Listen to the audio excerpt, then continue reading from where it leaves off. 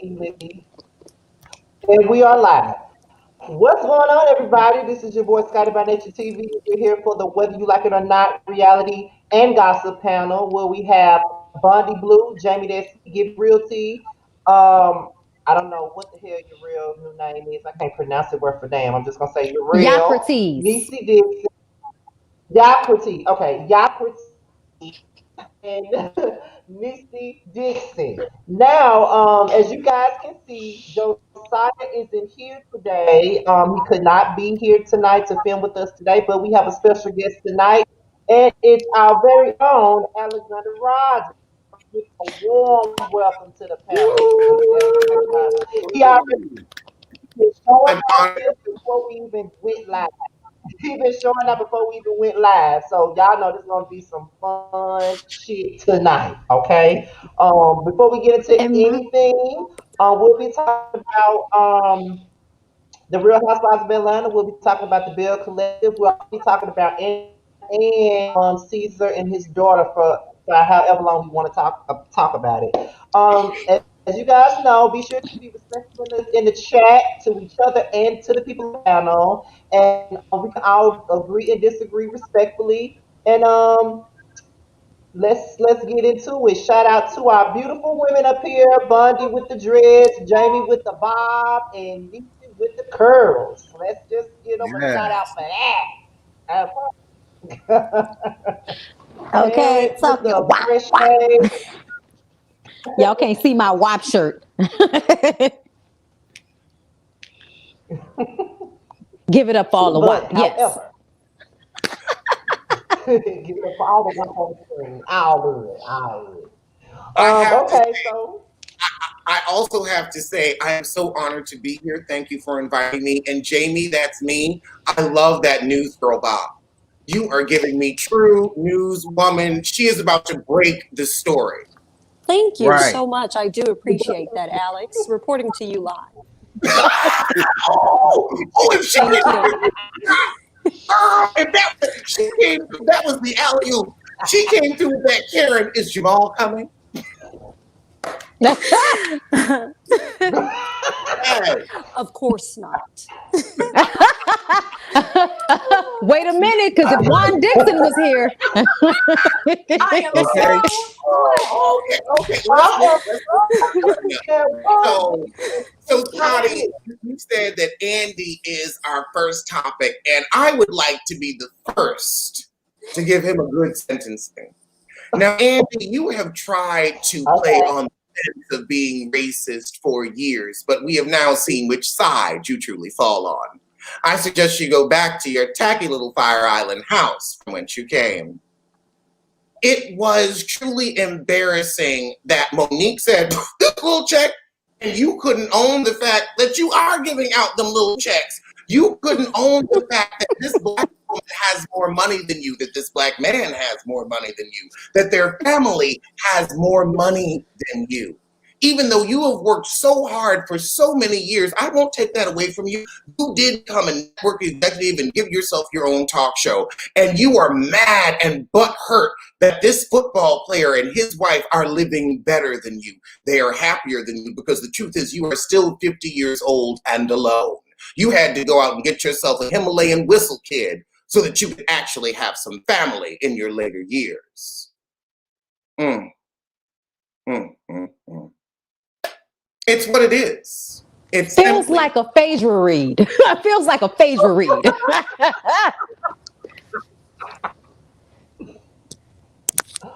Oh my God. That's the way we started off. We ain't even 5 minutes in. Right? Like, And ladies and gentlemen, that was Alexander Diane with the plan Rogers for that ass. Not with the plan.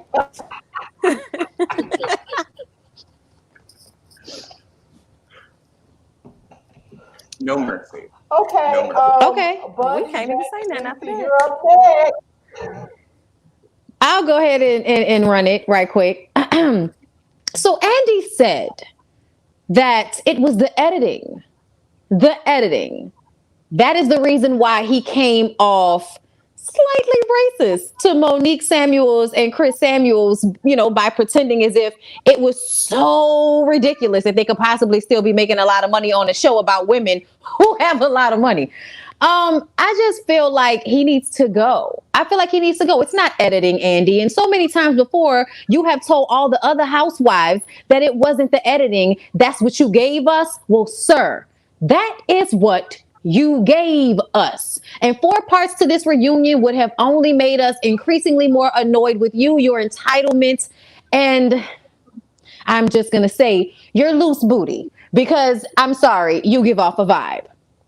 You just give off a vibe like you don't have control of your shit. You know what I'm saying? There's white powder on your top lip. You're a little loose in a goose. I don't know what's going on, but what I do know is your so-called apology. It wasn't even an apology, but the way he addressed it on Watch What Happens Live when he was like, so, yeah. I was like, no, you didn't, you raggedy ass bitch. No, you didn't. Come at us like that. Like, I'm going to bring it up because y'all are coming for me and my kids on Twitter right now. So I'm going to say something about it. But at the same time, I'm not apologizing to you people. That's what he was saying in his head. And you can't tell me nothing different. So at this point, it's fuck ya, boy.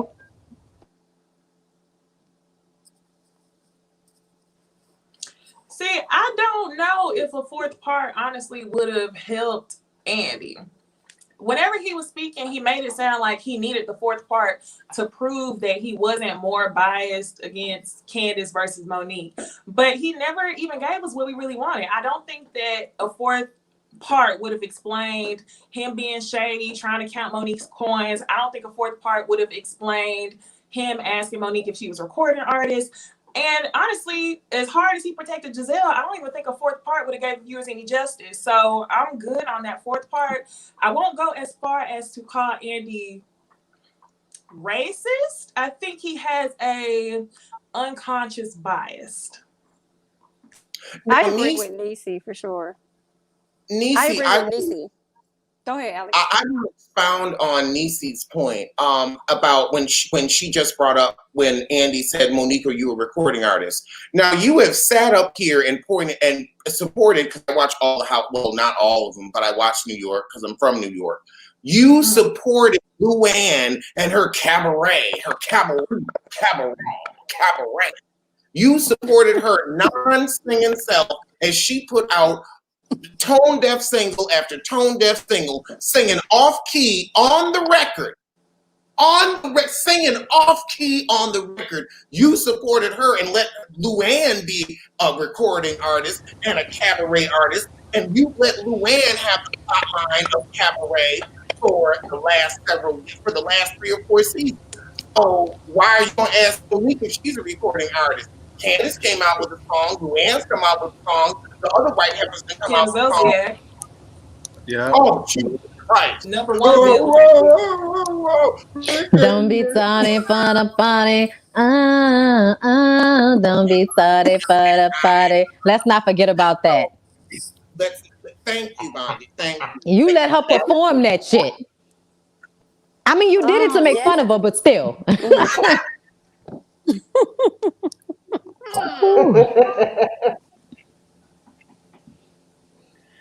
Child, please. Andy can get fucked in the ass with no grease, lube, or spit for all that I could care. I'm not dealing with Andy.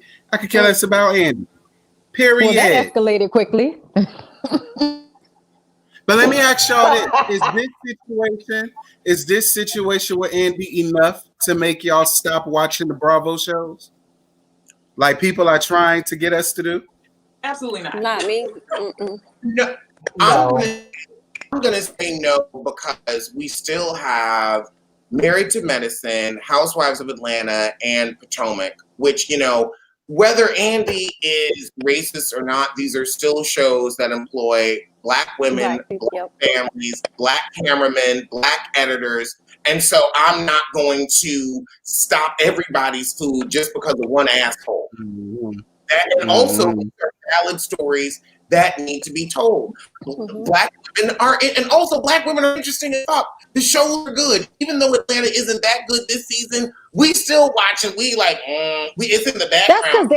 That's because they had such a high bar, like compared to like Salt Lake City, which everybody's enthralled in, but it's kind of boring. Like they basically have conversations every day. Like it's nothing, but because it's new, you know what I'm saying, and we're still seeing new people, it's more exciting for us.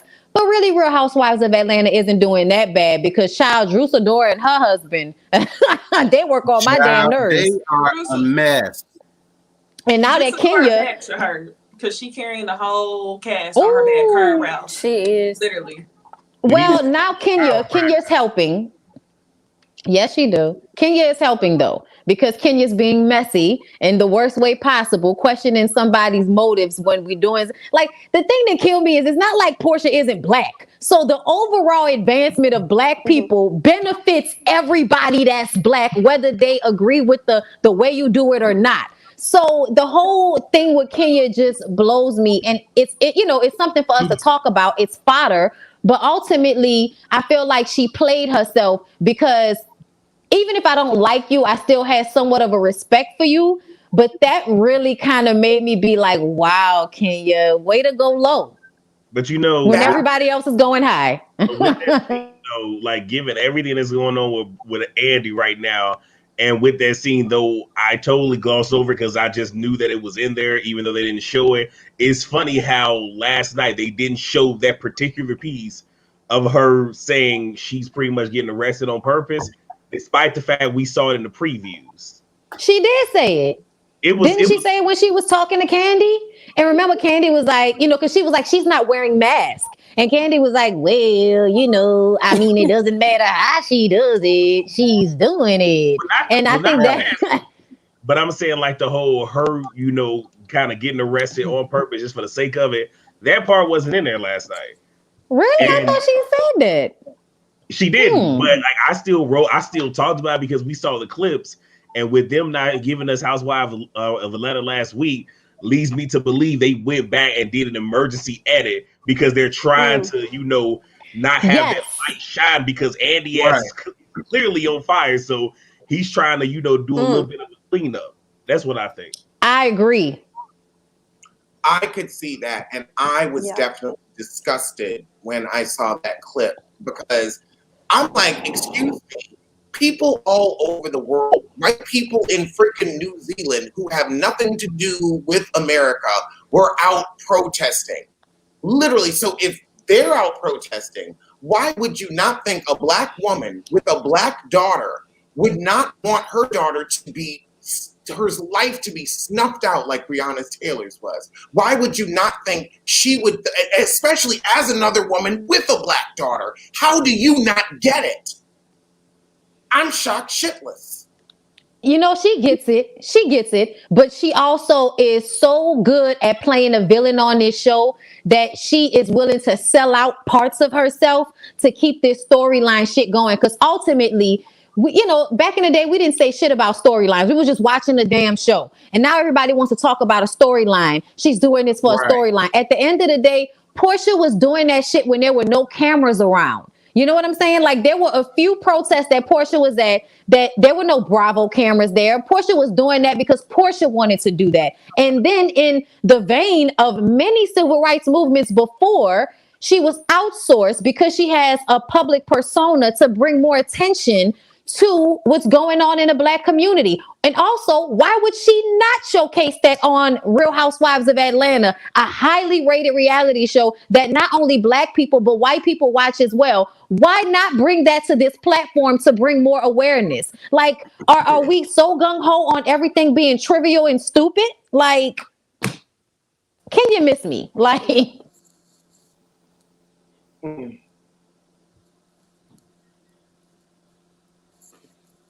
Everything ain't for a plot line. And Kenya, that was a disgusting misstep.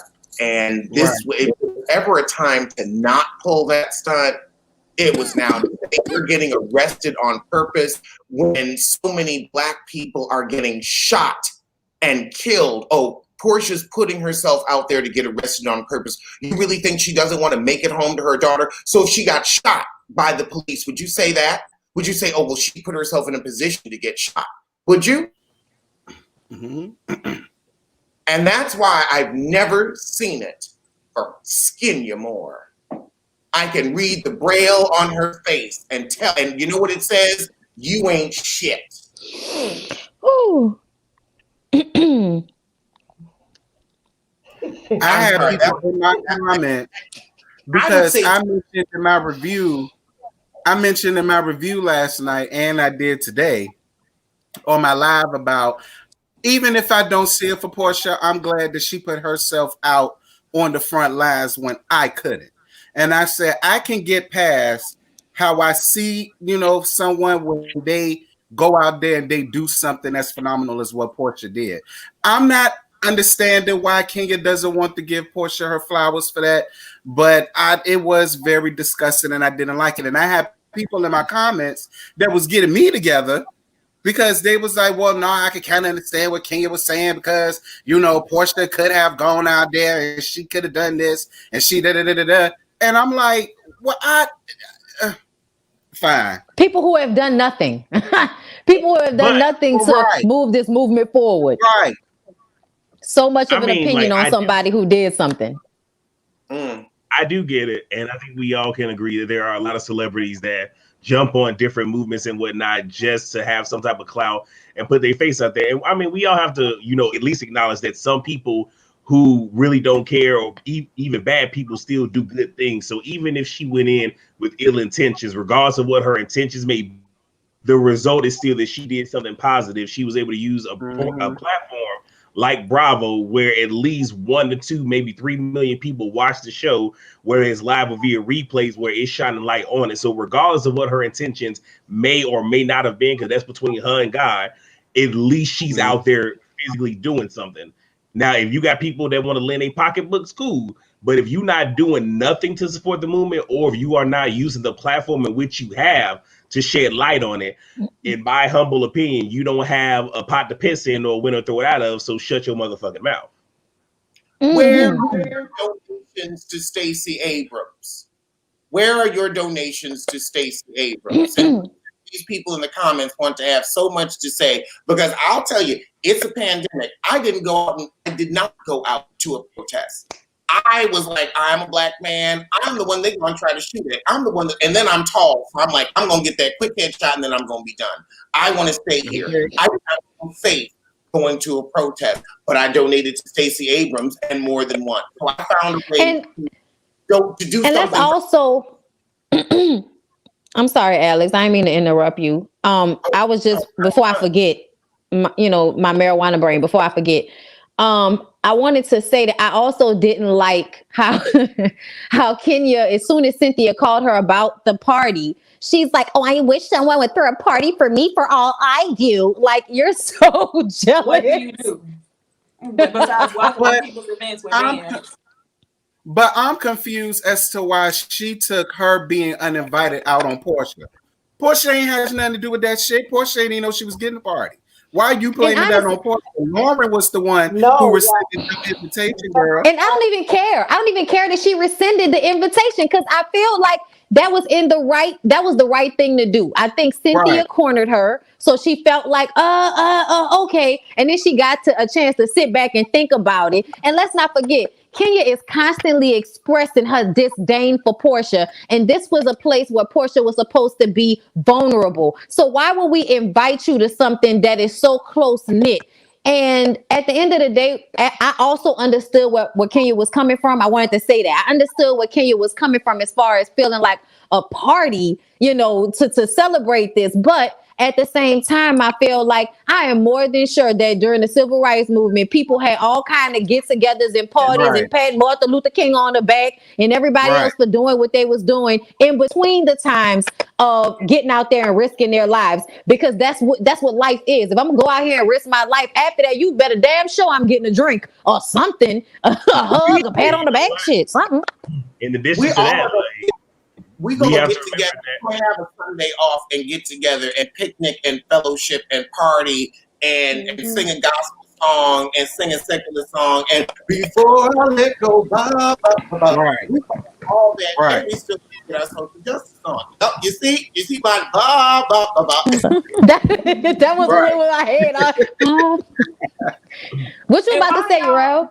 No, what Okay, what I was okay. about to say is like I'm not upset with the party. Granted, Porsha didn't throw it, but we also have to remember, especially for those that know history, like, so think about in the 50s and the 60s, the 70s, where you had, people going off to war, how they would have these big old SOS, things of, throwing parties and whatnot before sending somebody off that may not come back. So if we can sit here and we can uphold, regular Joe Schmo that is probably never going to come back, why can't we sit here and uplift a woman of color, uplift a gatekeeper of the African American community? Why can't we uplift her, in the same light that we do, service members? Both myself and Alice, we're veterans, but still, it's the same thing. Like, if we can uplift those that have served, that are serving, why can't we do that for someone who is literally putting their lives on the line that may not come back? Like, if she wasn't Porsha Williams, who grandfather was Josiah, and she's on Real Housewives of Atlanta, we might not have seen her come back. And I think just because of the spotlight that was on her is the reason why. And even she said, I think in 2 weeks ago, she was the last one to get out of prison to prove a point. Mm-hmm. So Right. why uplift her, Right.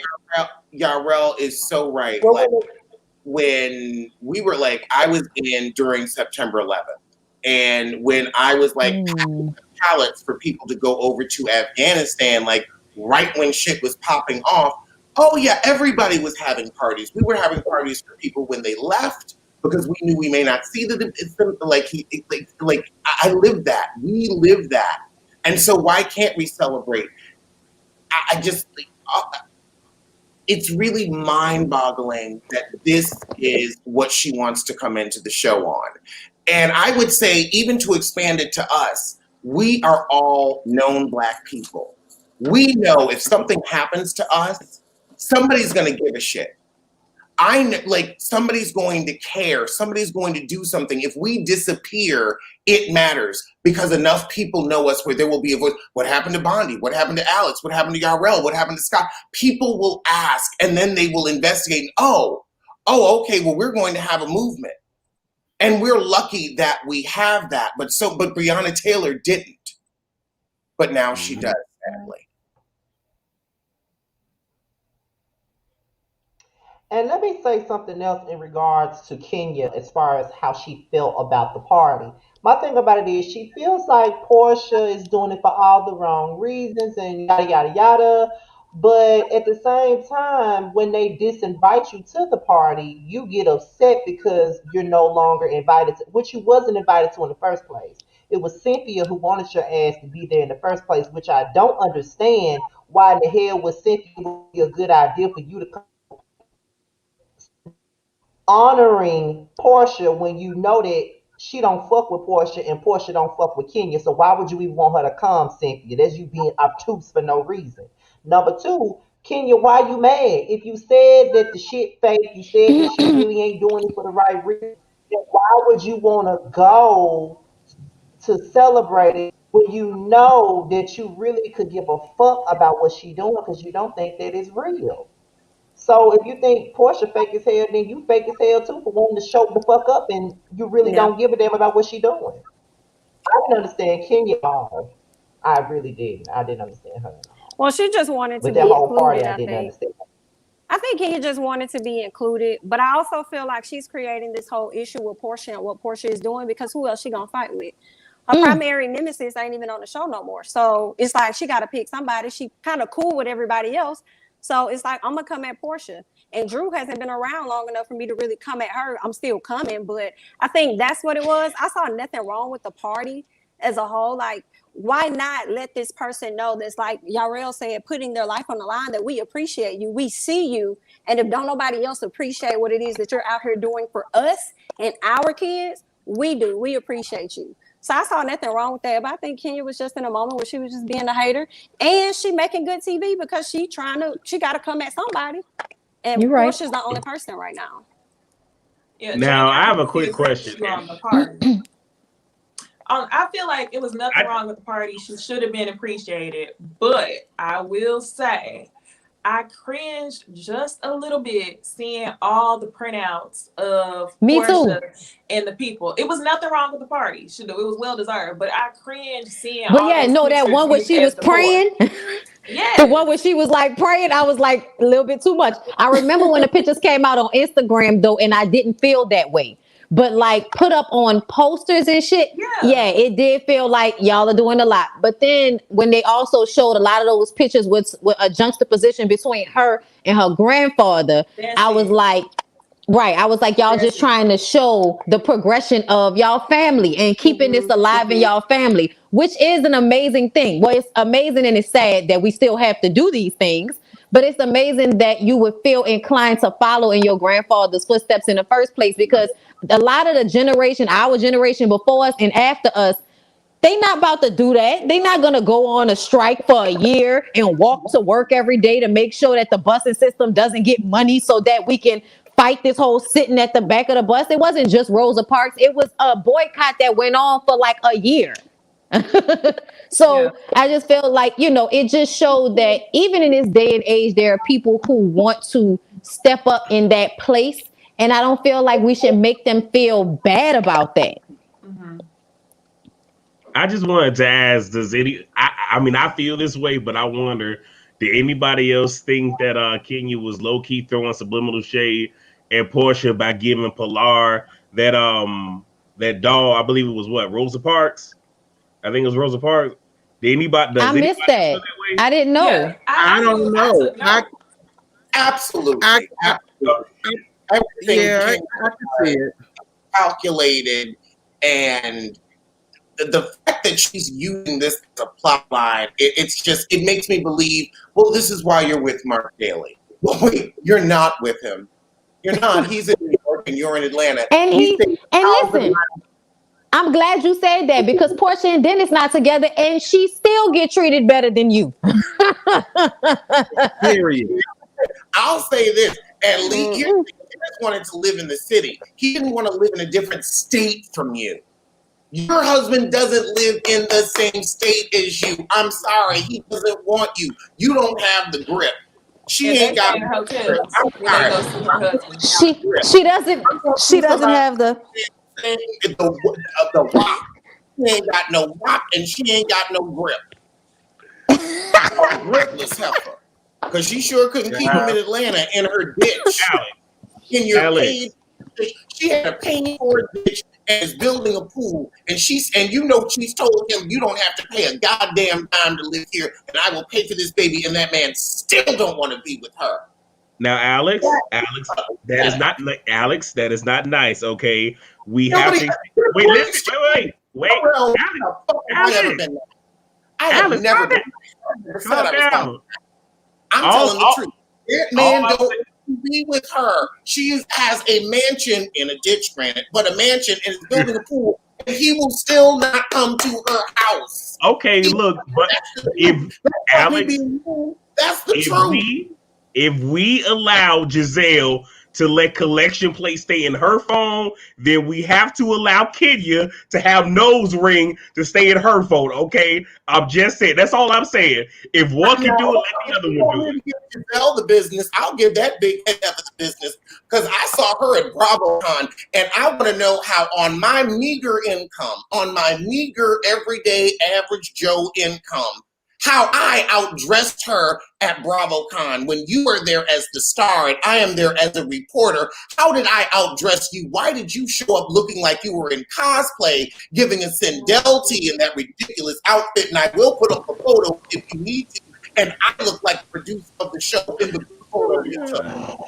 Because you are Alexander Diana Rogers. Okay, that is why. And she is just Kenya Moore. Okay. Right. Also, Alex Dollar dressed better than Giselle. When I was at Bravocon, Kenya Moore looked good. I'm so glad I was able to go and get a look at these people up front after I've heard so much about them. But Kenya Moore came and she knew I was going to be there. She knew. Now, me and Chris were literally the only two black men there. Hold on. Never mind. Wait. I cannot with him. Okay, I so cannot with him. while we're waiting on Alex, Scotty's head is I doing just the Ray want to J. somebody in the chat wanted me. I guess Bobby, you're right. My neighbor said I was getting a little too loud. You know how I get when I could talk about Bravo. But I'm so glad that I was there to see her in person. But her heels were moisturized, her jeans fit. Kenya was truly a natural beauty. Eva had too much Except makeup. for her ass. Her jeans, I think she had gotten it redone. It didn't give that point. I didn't see that point that it usually had. So It does give sag, but I'll let it go. Like it did. That ass ain't real. She can't convince me that it is. I seen you when you were in your 20s, bitch. I know ass grows, but it don't grow like that. But I saw Giselle up front and in person, and she is not as pretty as you think. She takes a pretty picture, but in real life, she dresses like Sindel. She's very dumpy. She's ashy. She's ashy. Her hair is ashy. Like her foundation is ashy. Her, neck has many vagina-like folds. Like, it's a lot going on there that's not always good. People get so caught up in a green eye. Like, oh my God. But in real life, her head size. Have you ever seen Alice in Wonderland? From John? Not the queen. Not the queen. That is what her head gives in real life. That is what her head gives. Like me and Chris were like, oh my God, her head is so big. Her head is so big. I wish. On more than one level. On more than one level. I will say I do appreciate Kenya and Porsha, because as things were ending, like they were running out of time for people to get photos, and like it was people started to line up to take photos on one side, but what we didn't know was they were going to have Cynthia and Eva on one side and Kenya and Porsha on the other, and that really should have let Nene know you need to get in line because you're not invited to Bravocon, and you really should have been there. Big draw, right? So everybody lined up for Eva and Cynthia, but we didn't know, it wasn't anything. Although it is like, why did you have two light-skinned girls on one side and two dark-skinned girls on the other? Like, Bravo, you got to get together. You got to cross. But that's the Idiot's production. So it was also, like they matched. Put them together. And I could also say it's just kind of like, it's an event. It's how things go. Like, that's who was probably closest with each other at the time. Like, Eva and Cynthia were, really close at that time. So it was what it was. But they had everybody over there, and then people were like, oh my God, I want to get pictures with them too. Like, we didn't know. Like, the truth is, the audience had no idea. We just thought that was where all the photos were going to be taken. And then they lift up this curtain and there's another photo booth across the hall. So that's why they said, like, we're not leaving until everybody gets a photo with us. And I'm like, okay, I respect the hell out of y'all, because you were like, no, we're not. What we're not going to do is disrespect fans. Good money to be here. I definitely think that Kenya is not as bad in real life.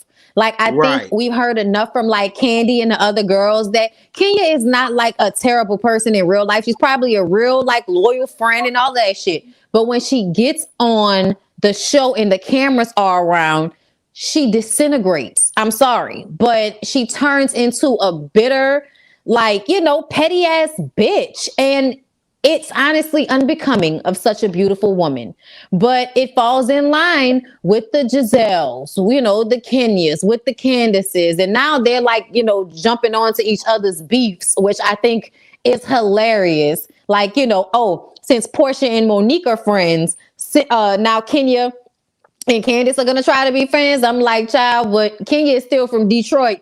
And Candice still talks too much with a hand.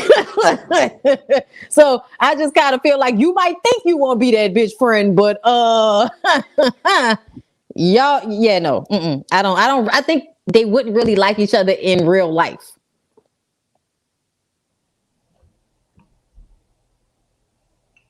Okay. So I know it's not that much to talk about when it comes out to the Housewives of Atlanta, so we're gonna push through the best we can, child. as far as Drew is concerned, Drew and her husband is concerned. Um, how do I feel about that? So to speak. I do think that I don't know about y'all, but I do kind of understand him just a tad bit.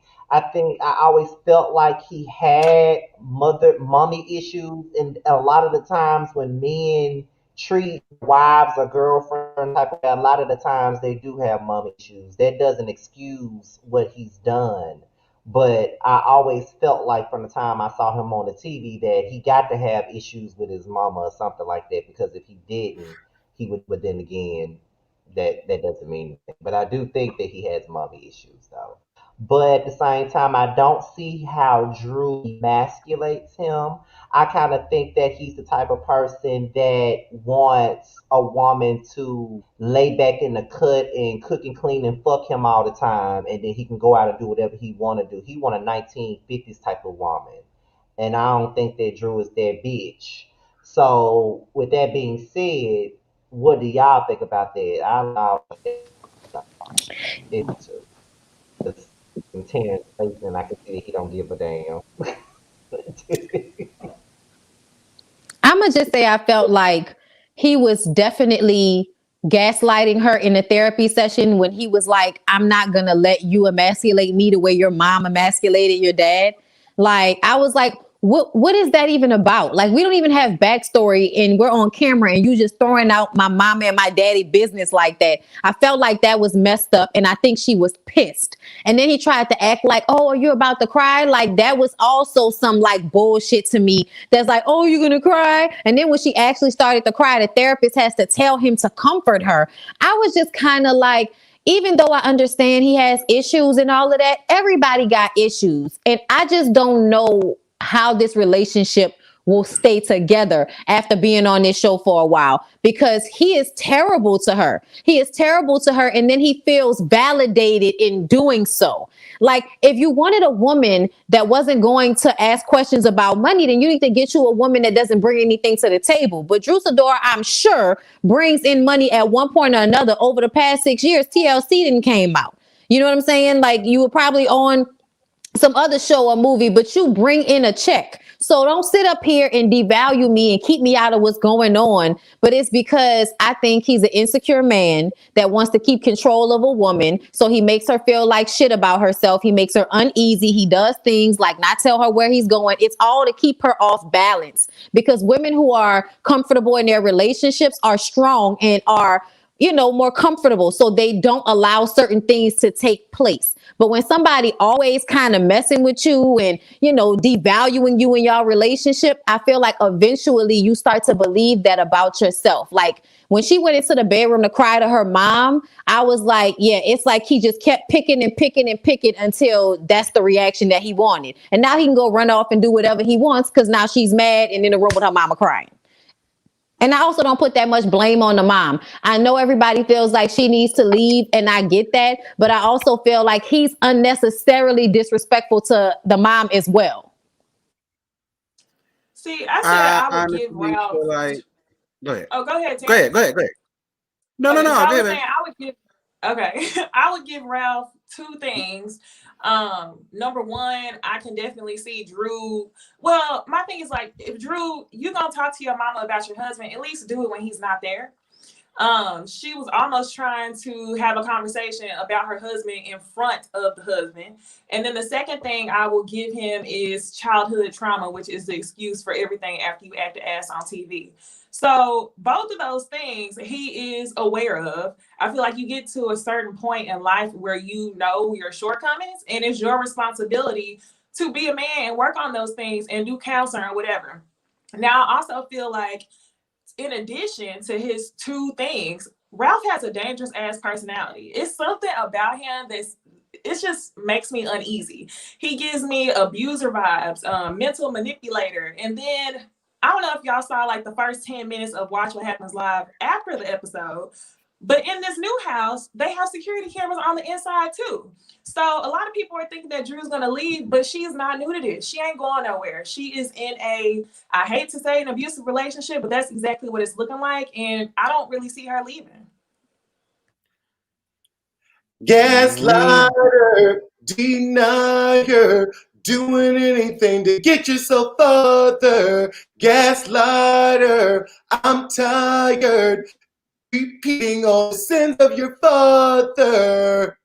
That's how I feel about Drew. The chicks said it best. The chicks. That's Gaslighter from the Dixie Chicks. They said it best, and it's a musical interlude moment. He gaslights her, and I would say at this juncture, you were 6 years in.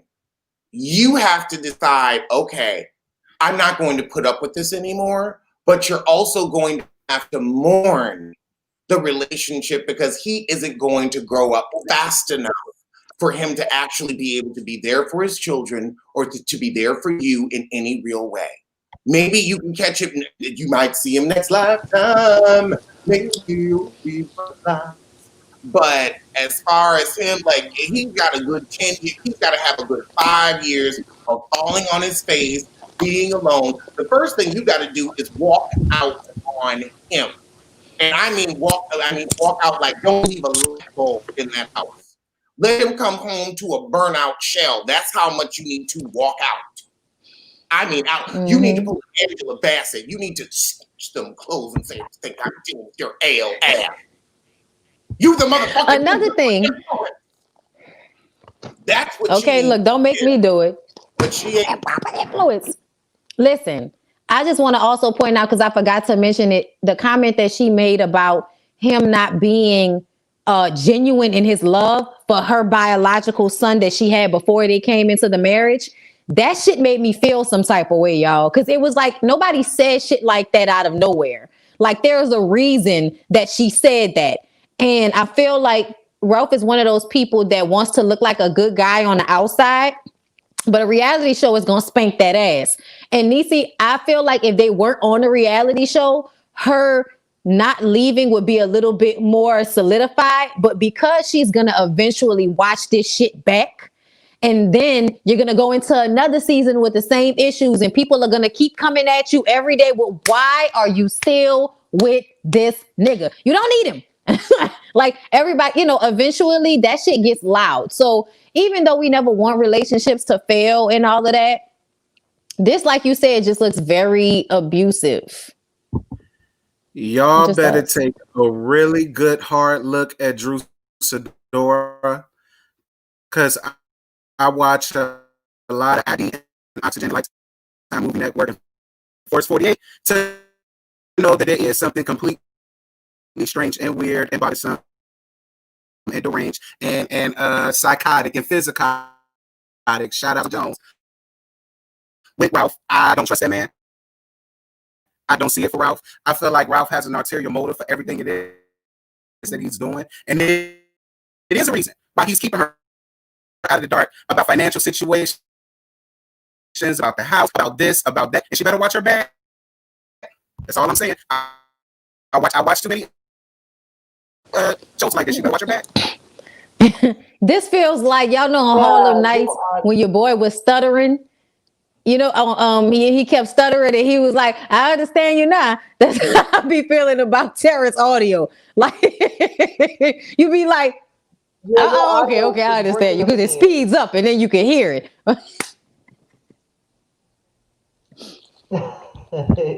Come Sunday, I'm knocking somebody the fuck out.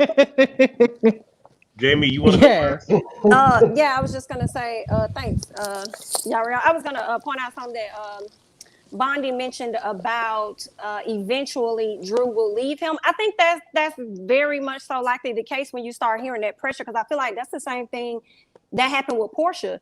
When she was with old boy, she wanted to, Cordell, I think that was his name. She wanted to just like whatever he wanted. It was like this, it was like that. And I think as she came into her own and she was being on this show, that's one of the things that separated her and made her be like, you know what, I really can do this by myself. I really don't need you. So they got a divorce and she moved on. So I can see the same thing happening for Drew. My issue was with Ralph. I feel like everybody mentioned it. He comes off as mentally abusive towards her, probably physically. We don't know that. But I thought it was really funny for him to say she tries to come at him how she's seen her mom come at her dad. And it's like, but bro, you just talked about the issues you got with your mama, but you bringing that onto your wife. So that's not making any sense. You're trying to put that off on her, like it's her and her mama and how she saw her dad, but you're doing that with your own situation there. And then he talked about, and his mama ain't even there.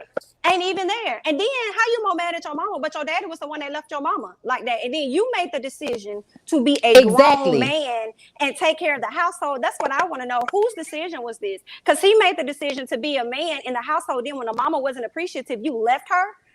And then the same thing happens over here with Drew in this situation. We see it reoccurring. You the one who makes the executive decision about what happens, and you don't want to include her on anything. You chose to be the man. So when you feel as though you're not appreciated, then you try to punish her. Don't be mad. That's a choice that you chose to make. You didn't want to include her on the shit that's going on, but you want her to be your wife. That shit don't work out. So I'm not understanding it. I thought it was like, y'all supposed to do this together, but he doing everything by himself. And I think T mentioned it. She needs to watch him. She really does, because I really did not like how he handled the house situation. How you go and buy your whole house and you don't tell me what the hell going on. And she a fool to sit up there and let him do it, especially if her credit is tied to it. But they're married, right? So I think sometimes when you're married, one person could get a house. Even though y'all married, one person can buy a house versus you guys getting it jointly. But are you connected to that girl? Because you need to know what's going on. Because he clearly has shown you that he will up and leave at the drop of a dime, whether it's for a few days. He gonna fuck around and leave for a few years. So she needs to get that together, honey. But that's all I had to say. And that was a good read in that Bob, girl. I told you she was okay. She was coming through with the news. I told you she was do this real quick. Y'all know I went to school for that. I went to school for communications. I went to school to be a newscaster, but I had a child. I didn't work out like that. You know, I used to work at the news station. You didn't want to work there. I promise. You didn't want to work there. Absolutely right. But she is absolutely right. And I will also say it seems to me like she needs to be concerned, in the words of Joseline, about her taxes. Because if this man is buying whole houses without you, imagine what that tax that's going to be if you don't know. Because if there's one thing I don't fuck with, it's the I, the R, and the fucking child. You don't. There are many people you don't cross. They're the people. It's like, child. Okay, I'd be like, sign me up for the payment plan. Look, I'll put $250 on it. Sign me up for the payment plan. Thank you. Robin will tell you how to get it done. Child, I tell Robin how to get it done with her dumb ass. Oh, that's the thing. You don't have a loan. You ain't showing up in debt news. Cause see, you know, my parents taught me responsibility, so I don't know. I don't know what Robin be over there doing. Robin comes off very dumb sometimes. As smart as she be trying to act, it be like puffy. Like, what? You all right in there? Like, the fuck, blink, bitch. Like, I'm just saying, y'all. Sometimes she's just like a robot. Robin the robot. All right, so I guess what I'll say is, well, first off, hopefully the women that are watching Atlanta will look at Drew Sidora's situation and look at it and be like, let me not do this. Like, one, again, I'm all for something for love. Like, if you done met him and y'all got married in 6 months, more power to you. But right there, that should have said something. Like, 6 months, you have a child before the marriage, y'all haven't really had anything established. Y'all didn't do any premarital counseling. So now here you are in this relationship. And I mean, in reference to them talking, you know what I'm saying? First off, I'm gonna say this for Drew Sidora, she needs to be ready, because if they stay together long enough, he's going to have a mental breakdown, a mental and an emotional breakdown, because of the simple fact that he is displaying what a lot of, you know, typical African-American men display, where, you know, we grow up being told, you know, you ain't supposed to cry, man, that's a little bitch shit. You know, you don't cry, you'll do this, you'll do that. So him internalizing a lot of that and not being able to talk through his emotions, where hopefully he's not physically lashing out, but what he will do in this case is just drive off and leave her there, you know, stuck on stupid. She needs to understand that there is going to come a point, especially if they continue with this therapy, he is going to reach a breaking point and everything is going to come crumbling down. And she has to understand that, or realize, are you going to be that person that's willing to deal with this man that is going to have to be put together and molded because he has a lot of fucking problems that he needs to deal with. Also, what I want for Drew to do is pull a him on him. Now, I know she got the kids. But the next time he get to talking to you crazy, just go ahead and drive off and don't come the fuck back for 3 days and see how the fuck he feeling. I guarantee you he ain't ready for that dose of medicine. I agree. I'm being honest, and with the whole, tough love thing, like I can understand that he's probably given to her child what was given to him in terms of, having to, be a man, this and a third, and not really cultivating him in a way where he can be able to, verbally express what's going on rather than internalize it. But then also, like, if you realize that he is treating your child different from y'all's children, if you notice that, there is not even a strong chance, how the fuck you think your son feel? So if you can see it, what are you doing for your son? I gotta say, I don't believe in tough love. I don't believe in it. I really feel like that's when you're doing what's best for you as the parent. And it's just like tough love always seems to result in you putting forth less effort. So if it's resulting in that, I just don't believe it. But I would say, I think if Drew is noticing that he's treating this kid differently and trying to make him a quote unquote man, we've seen what that results in. You, someone who is emotionally unintelligent and cannot effectively communicate. So this type of tough love doesn't work. I wouldn't even necessarily call it tough love. Like, I don't know what the hell is going on, but I definitely agree with what Yarel said. I'm sorry, Nisi, but I just wanted to say, like, she should definitely get in her car and leave. Yeah, no, I agree. The more we all sit up here and talk about it, I don't know if y'all saw The Undoing, and let me just put my disclaimer out here. I'm in no way, shape, or form a doctor. I'm not trying to diagnose Ralph at all. But the dude from that TV show was a sociopath. And the more we talk about it, like, his unemotionalness is making him look crazy. And did y'all peep? Y'all touched on it a little bit.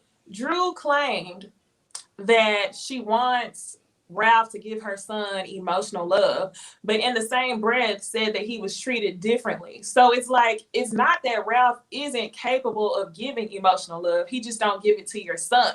And it's like, you tried to backtrack and tried to cover up for him because you were afraid. And that's what we mean whenever we see you up here in this mentally abusive relationship. He wasn't even there to get you for it, but you automatically pulled back and was like, let me correct what I'm saying. So you said two contradicting things. So that's the reason why we can all call bullshit. Is he not capable of providing emotional love, or does he not just give it to the son that's not biologically his? But y'all remember last week when I was saying that I hope Drew has a nest egg built up? Because I don't know why, but maybe it's the fuck nigga in him where I really feel he gonna sit here and embarrass the fuck out of her, put her out the house, take the car keys, do a whole lot of this, and pretty much do to her what he did to his mama, put her in a position to where she has to grovel and beg and be, very submissive. And that's going to be his power move.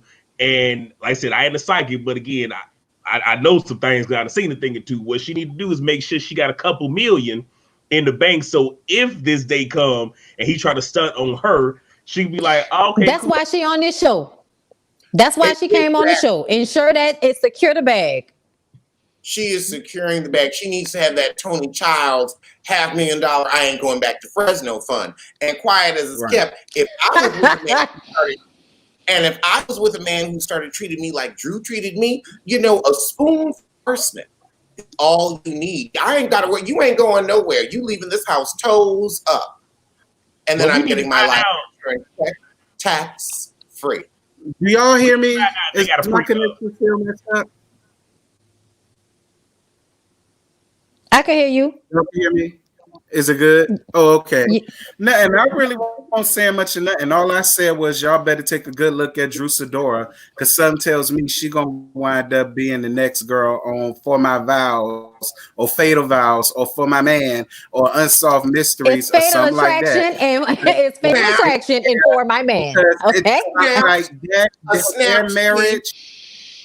Yes, their marriage is giving me a whole bunch of Lifetime Movie Network teas, and I'm not here for it. She better get her shit together. Mm. I just want That's to know if they how I got a feel. prenup. Because That's something when you're with a man, Yeah, do they have a prenup? yeah, I don't know, I but don't I want know. to know. Because my thing is, if you with a man and both of y'all are purchasing a house together, but he's like, "Well, I don't want you involved in that." Excuse me, bitch. What you mean? That's some Erica Jane bullshit where you're going to end up finding out your man's been stealing money from plain victims and orphans, and you about to end up having your accounts frozen like Erica Jane, and they told you you couldn't even sell your clothes in France. And she was literally selling the clothes out of her closet so that she could pay rent on her West Hollywood apartment. That's the thing. No, I need to know everything that's going on with the financials. Right. This is going to be my house, and you can live here.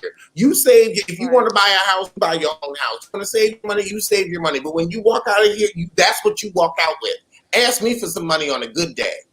Right. Y'all mentioned a prenup. I don't think she Yeah. has a prenup because she pulled a Kenya and they got married within 6 months. So I don't even think that Drew has a prenup. And I would love to know what makes people do that. And then they get down the road and then they have all of these problems and they sitting here not understanding where the problems came. Girl, y'all ain't know each other. Orgasms. That's Y'all why ain't know nothing about each other.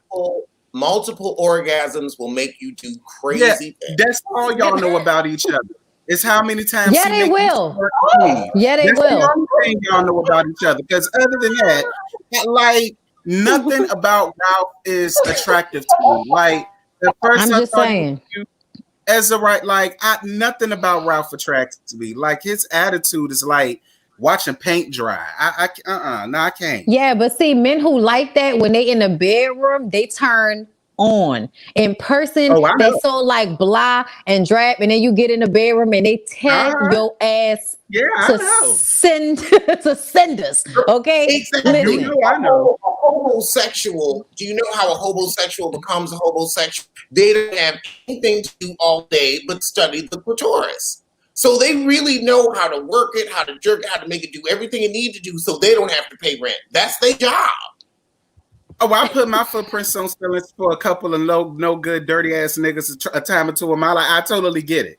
But it's a whole different thing between that and marriage for 6 years.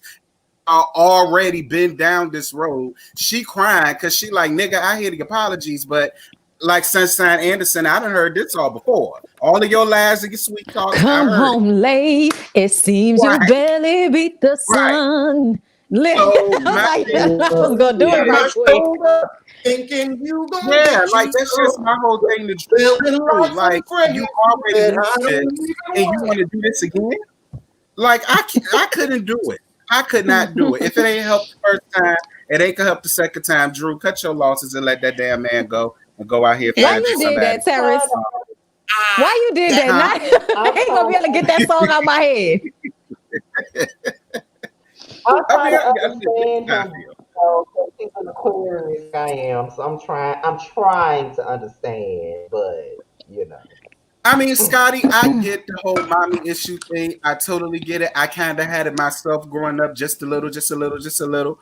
But I just feel like once you hit 18 and you become an adult, you're well aware of your actions and right from wrong. And how long can you go through life saying, I know that's fucked up, but this because I got mommy issues, and that's why I treat her like that, and that's why I put my hands on her, and that's why I slit her throat from ear to ear and took her for everything she had and took her to the cleaners because I ain't had my mama in my life. Like that excuse ain't gonna fly. Nah, Well, she was there. She was just a I'm not bitch. His daddy saying. was the one that wasn't there.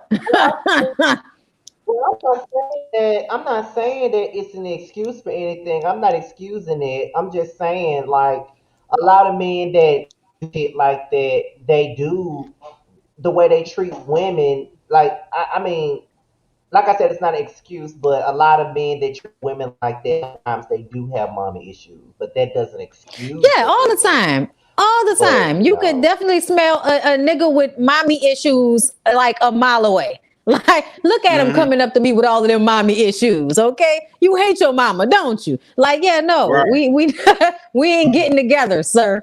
Okay, it's Yeah, exhausting. What else is going on? it's kind of like how Peter Guns, like I honestly feel like Peter Guns has mother issues as well He with his sister does. women. I honestly feel like He that. does. Him Well, and Um, somebody else. Stevie J. Stevie J has Uh-huh. mama issues I and got never Huge I, wanted to mommy go and issue. handle it. I gotta say this. When I look at Peter Guns as a New Yorker, as someone who lived in Washington Heights, I have never known a Dominican with dirty feet. I'm sorry, they are a clean people, like black people are clean, like black people look at white people, like you don't wash your legs. They wash their legs. So when I saw Peter Guns' dirty feet, I don't know what happened, what went wrong, but I'm like, look, I'm like, no. Shitty Is that what you feet. see? Is that what you see when Shitty you look at him? feet. Because all I see is his center of gravity being down here. I see Okay, them dirty women. feet. Okay, I've and never shit. seen Some of y'all men, y'all might know what I mean. But when all men do is fuck, their center of gravity seems to come from in the waist area to the point where their spine almost is caving in because all they of do the have energy that is coming front. from right here. They do And have that that's front. all I see when I see It's like Pete. you gotta be able to hold your shoulders back. That's the thing. It's like you Yeah. have, big dick energy, but still be able to throw your shoulders back. They weren't taught to throw their shoulders Right. back. Like this is the only thing I got going on, so that's what I'm gonna focus. You got to be able to throw your Right. Is shoulders. it always here? Right. Always here. Right. Always right here. Yeah. Oh Lord, never mind. Y'all been watching Bridgerton and I'm horny as hell. I'm so loud. Everybody in San Francisco is very quiet. I'm sure they hit. well, I guess. Well, I guess that's Child, it for the the first Housewives time of I went Atlanta. I to guess we can go on to the next show. before we do that, Scotty, let me just say this. No, Scotty, the first time I went to, Lord, no, Alex, the first time I went to San Francisco, I saw two men fucking on the side of a building outside in broad daylight. So don't tell me about no quiet San Francisco. It's too expensive for that. I'm just saying. I'm telling you, I was like 12 and we was just driving down the street and they was up like in the, in the corner of a building and the dude pants was kind of down and shit. And the other dude was like, turned around and I was just like, not on the street. But I'm from New You gotta Orleans, get it so where you can. Being in I'm from New Orleans, so you can, girl. Okay, so if listen, it just that was back then. That was back then. I don't feel like that now. Cause trust me, many are parking, never mind. But Bridgerton will definitely okay, Bridgerton will do it to you. Okay. right. I'm making notes on Bridgerton, y'all. All I want to do is have sex. All right, go ahead. I'm sorry, Scotty. Bell collector. Oh my God, I cannot. Well, we can. I don't know if Alex watched it yet. Because I did talk to him about it via DM earlier today when I was trying to get him telling him what we were all talking about as far as like the Bill Collective is concerned. I'm guessing what we can do is first go each character first, opinions on them, and then go into what we saw. So to do it like that. I guess we could start off with the person, I guess the nucleus of the group, because being that Carlos King said that the show was supposed to be centered around Letitia and her brunches, but she didn't want to be on the show. Carlos, convinced her to be on the show. So I guess we could start out with her. I know when me and my mother was watching it last night, she really wasn't feeling Letitia. She felt like she was doing a lot for the camera, extra loud and all this other stuff in the confessional. But whoever wants to start off first, y'all can. We talking about Letitia. What was y'all thoughts on her when you first saw her coming I Well, was from feeling Okay. Letitia. Hold on. Let me go first before I forget. All right, marijuana brain, please. I just want to say that first of all, I have an issue with the whole Southern Belle thing in the first damn place. And Letitia was the main character, right? She the one with the big titties and the man who looked like he, used to sell drugs, but now he got him a good job going out on the water. Okay. So to me, I felt like this whole Southern Belle thing kind of just irked my spirit a tad bit, because I feel like, yes, as a Southern woman, it is a part of your culture to be like a certain type of woman and enjoy a certain type of thing. But when I see Black women try so hard to fit into that box, it just makes me feel like Black women who want to look like the white people that they used to serve back in the day at these same type of events. So I just wanted to say that and get that out the way. But I actually liked her. I liked her. She was a little extra. I kind of didn't like the way I feel like she antagonized that situation at the brunch between her little friend with the terrible Bo Peep outfit on. Because right now I'm forgetting her name, but the Bo Peep outfit just sent me. But she got a lot of ass, okay, with the little short. Her hair is normally cute and short, but she wanted to wear that lady wigs that day. But she was like, "Is this the hair?" I was like, "That hair looks so nice." The whole time they was talking about it. So I was just like, "Why are you coming over here acting like the hair look bad? The hair look just like yours. Why are you?" Never mind. She was messy. So I could tell already I'm probably going to like her, but she's messy. And also that feeling of, entitlement where I'm, the grand dame effect, the self-importance that nobody else believes in but you. But yeah, that's how I feel. I personally like Letitia. I personally like Letitia. I know she's loud and all of that, but that's what I loved about her. Like, I like somebody that can be money or whatever the case may be, but can still, like that's homegirl, that's sis, that's good Jude. Like, I was feeling them when she named her titties Grace and Mercy. I know that's right. I named mine Ebony and Ivory. Like, I was feeling her. I like her. I like her a lot. And as far as Marie, yes, God, honey, this is Ebony and Ivory girl. And as far as Marie go,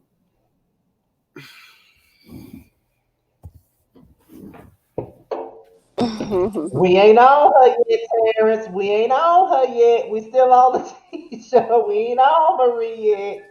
I like Um, Letitia.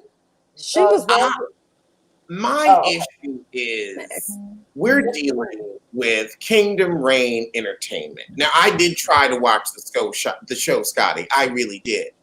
But I was able to get in about 10 minutes, and I was like, this is a Carlos Queen production. And Carlos, she gets on my nerves. I feel like I would much rather see these ladies on a show produced by somebody who isn't a piece of shit. Because we can never forget that Carlos King was the one who started the rumor about Candid. We can never forget that Carlos allegedly. Well, the thing is, you're working for OWN. So it's alleged, but you ain't working for Bravo no more, and OWN ain't got them kind of check. I just hold up. Let me put a disclaimer, Carlos. That is not the feelings of everybody on this panel. That is Alexander Diane Rogers' feelings alone. Because Carlos, baby, I needed this new show. So I appreciate you. Thank you, Carlos. You gave me something else to watch. Oh no, I'll take money from Carlos, like I'll take money from Tyler S. Perry. But I will also tell you to your face, you ain't shit, you ain't shit, you ain't shit, baby, you ain't shit. Well, I want to shout out Carlos for sharing my video earlier, so I do appreciate it. So what Bondi said, I don't know nothing about that, Alex. I don't know nothing about that. But I will say, in reference to Bravo, yeah, he's not working for Bravo. I did hear the story about him allegedly saying those things about Candy. Then I also heard that it wasn't true, so I don't really know what's what. But what I will say is, OWN just got purchased by Discovery Channel, so he may get a few more coins rolling into that pocket. But as far as Letitia is concerned, I just want to say that I like Letitia. I had an issue with her saying she was an entrepreneur, but it was centered around brunches. And, last year they aired out a lot of ladies for doing these whole brunch things, calling them like fake and scamming, and y'all taking all this money from these ladies for one day. Say it again. The women's empowerment brunches. It's like, that's, Like Lisa Yes. Nicole Powell with the multi-level marketing. It's like, Yes. and you too can sell Amway. Yes, that's Yeah. my only thing with Miss Letitia. I can't. That's the only thing with her as far as the brunches or whatever. But other than that, I like her. Want to hear more about her, see more, so she cool. Yeah, I agree 110%, Jamie. That's literally Nikki, exactly what I was about to say. I'm not really I don't know, I hate to say it, but them brunches be giving me scammer vibes. It's like you try to, it's like y'all said, pyramid schemes, you might as well be selling Herbalife or something like that. Right. But I mean, get it how you live. I'm just saying, like, I have a bad taste in my mouth for Hold brunches, on. that's You're all. going to be like Aretha Franklin on the freeway of love in a pink Cadillac that you got from your Mary Kay sales. I remember when my mama was going to be like, you know what, I'm going to do Mary Kay. You buy that starter kit. And that's what happened with Giselle's makeup line, Quiet as It's Kept. It was a Mary Kay starter kit. They was trying to get the multi-level marketing going. That's what happened with I had some good tea in my Instagram live about how the bedroom candy worked. What the makeup really was going to be, it wasn't going to be sold in Target. It was going to be multi-level marketing where you throw the little parties, and like with Candy, you sell them tired little sex toys, and they weren't good quality. They weren't. She got the chip, and that's why you don't hear about bedroom candy anymore. Yeah, I only hear about them hosting parties. So like you said, that's that multi-level marketing right there. They ain't even hosting parties no more. And we had a girl get on and she broke it down. She was like, okay, you will spend like enough, like maybe about $4,000 throwing all the parties that you need to throw. You have to order $4,000 worth of products so that you can be at a certain level. Then you've got to sell a certain level of product. And it's like, people don't go through sex toys like that. So it's not like Tupperware. It's not. So you're set up to fail. But Candy really thought she was doing something, and she was for herself. Okay, so my Real and your thoughts on Letitia. I was just to quote our beautiful auntie that has thus gone on to glory, nice gals, beautiful gals. Okay.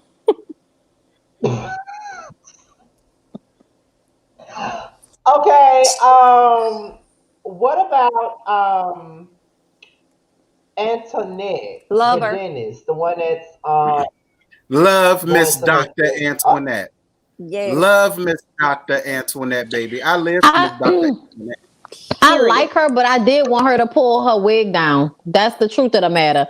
And I also feel like she's one of those girls that's so pretty when they put too much fake hair and makeup on, it makes them look less attractive as they do without as much. Because when they were showing the pictures of her with her ex-husband and she didn't have as much makeup on and she had that darker weave in, I thought she looked like gorgeous. It was almost like I wasn't looking at the same person as the confessionals, because that foundation gave me cake.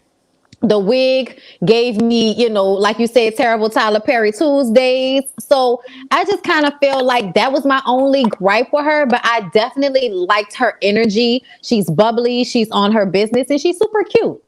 I agree. She's super cute. Really love her. Love the ambition in her. Like, girl, do your thing. My only issue, not really issue, but concern. She had a lot of shade that she was throwing. And I just want to make sure that she's going to be able to throw that shade back again when they get to the reunion and they hear that she said. Because she definitely was talking some slick stuff. And I'm like, girl, I hope you got something to back up that pretty little mouth you got, honey. But she's gorgeous. I love her. I'm glad you said that, because that reminded me she also came off a little like a sidekick to old girl with the weave line. Mm-hmm.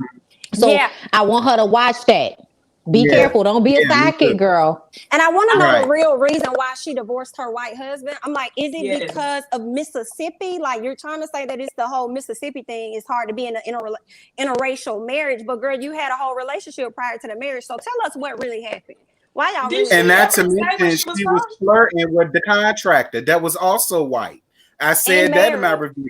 I said, Oh, I missed that he was married. He was cute though. Yeah, he was cute. I was like, I ain't married, girl. I wasn't here for that spiky hair. But another thing, I didn't like her comment though about, come on, grandma, like get over it. Your grandma doesn't like that you want to bring a white boy home. And it's like, that's because grandma was probably assaulted by a white boy on her way to school one day. Okay. Like, don't act like black people not liking their kids to be with white people is the same thing as white people and every other ethnicity not wanting their kids to be with black people. It's not the same thing.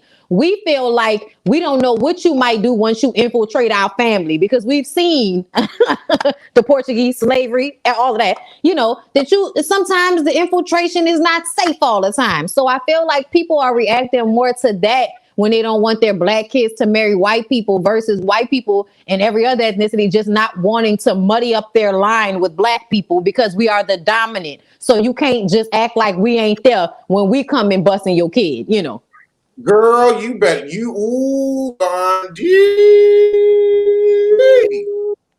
You said the absolute truth. That is the absolute truth. Like, if either of us dated interracially, it would be one thing for us to bring our family home, bring them to our family. It would be another thing to go to theirs, where, this is the country where there is racism and systematic oppression. And like it or not, y'all are a part of that system.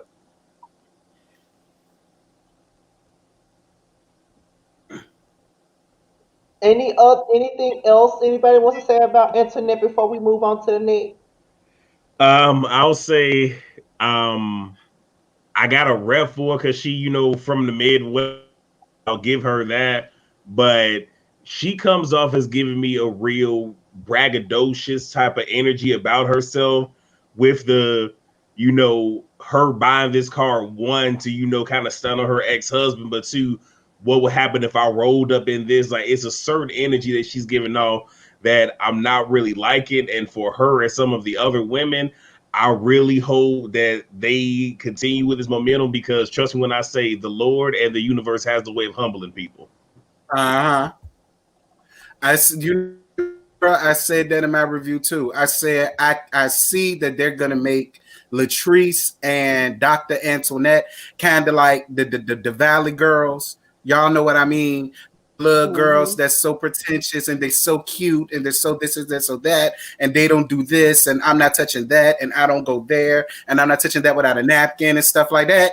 And I said I really hope that's not the avenue that they're gonna go, because I just don't think the people that's gonna see it for the two of them acting like that. I just don't.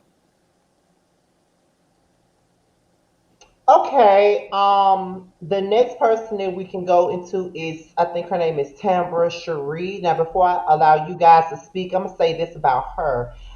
What was crazy to me was she was saying how the radio station she works for, Hot 977, is the best hip hop and R&B radio station in the city, which is a lie because you can't even go outside of Jackson without the signal going out. So that was a fucking lie. I don't know why I got on TV and told the lies.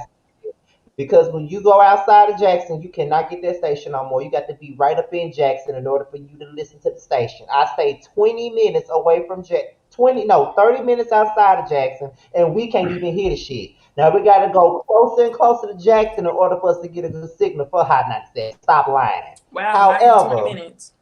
Scotty, you better give her the Jackson lead. No, she's not gonna get on here and lie like that now. Now I'm from here. Now don't sit up here and lie now. No. But hey, I'll let y'all go on and see what y'all got to say about Tamra, because she lied about that. But go ahead. I don't think we got Tamra enough is of cute. Tamra. Tamra ahead, is go ahead. cute, but the only thing I remember from her was that fine ass mayor that she was. And that was the highlight of her thing for me. I mean, and I'm just speaking for me. That man was that was a god, honey. That was the only thing mayor. about that I remember. Terrence, But I when mean, I tell you, that- I was like a mayor. I said, "Oh, you could tell they having all kind of issues." Because look, I would be trying single, and that's what the mayor looked like. Oh Lord, I hope he ain't got no family. Child, that's the type of stuff that make you throw panties at the city council meeting. Like, wait a minute. I don't feel like we got enough was of it? Tamra outside of the radio show. Oh yeah, go And ahead. just was gonna also say that I'm not really seeing her fit in with the group for real. But I guess it's gonna be developing for some reason. Maybe I feel that way because I didn't really see her interact with them much or whatever. She had like that one sit down with Letitia. But outside of that, we didn't really see her. So right off the bat, I felt like I don't know if this is gonna be a good fit for her. And just I from the was just sit down, wondering, I had feel we like seen her before? I have. Because On I Bring feel It. like we had seen her on Bring Oh, she It. was gonna bring it. Yes, she On was a Bring It. She were host host. Yeah, she in hosted on Jackson, Bring It. Mississippi. The Dancing Dolls. Yes, yes, yes, yes. Thank you. Huh. Thank you. That was bothering me. I hadn't, but I feel like just from that sit down, that she's gonna give us a already. bunch. What'd you say, Scotty? I say, yeah, she was on Bring It. You can hear that. You know that gyrating ass voice where she voice on the radio. Child, go ahead. Wow. No, I was just saying. I feel like she might be giving us radio personality for a minute. With that little sit down, I feel like she was kind of putting on the front. I mean, that was only from 5 minutes seeing her on the screen, so I'm open to seeing more about her. But that's my only concern is that we're gonna get radio personality. Your girl was trying to bring it out of her. She was like, she's trying to hide her business. Like I was like, she's trying to get it out of. We'll see. Okay. The next one is Marie, the mean, one with the super duper fly. I ain't get Oh, my my chance to bad. go, Scotty.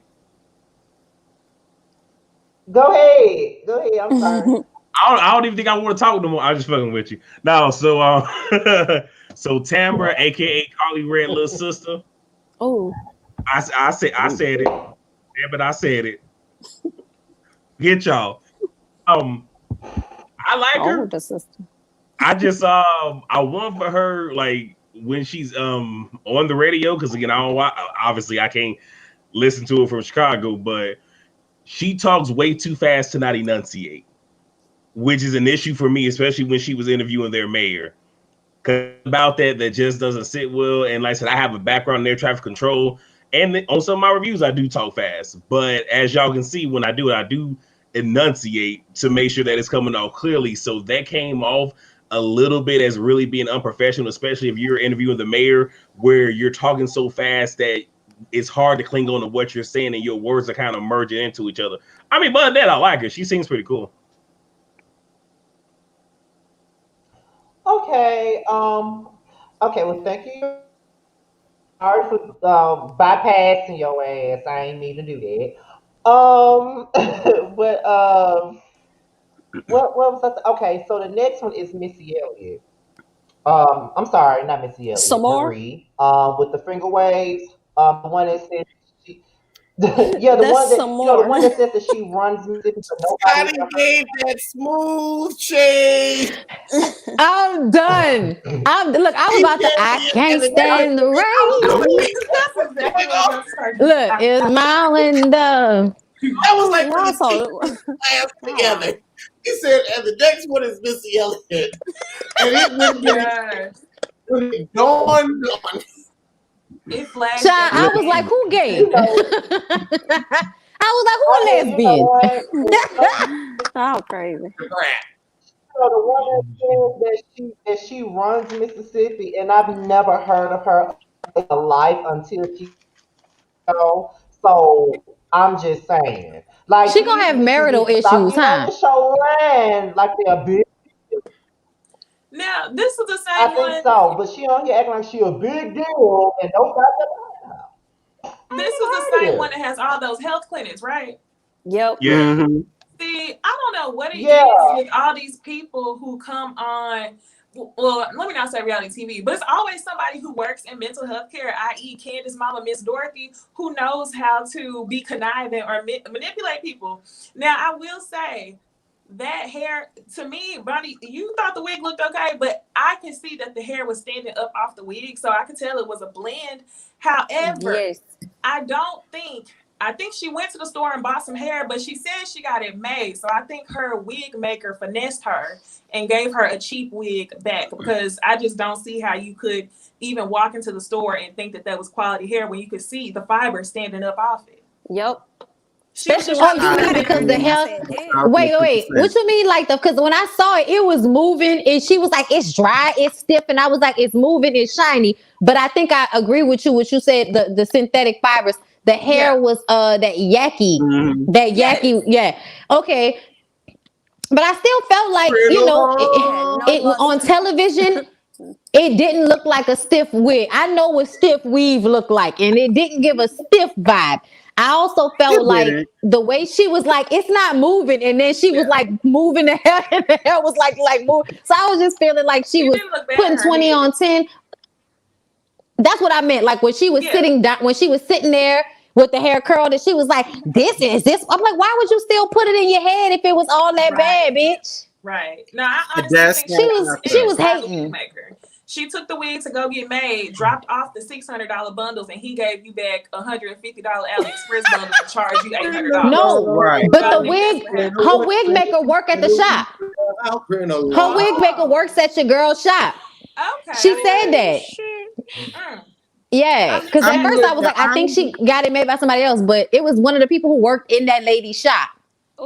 I mean, listen, I ain't gonna say it. I'm like Bondi. I'm not gonna say that it was necessarily stiff or nothing, but it did look very flammable, very plastic, very yucky based. It did. And then I found it a little convenient that another young lady was there that had on the same hair.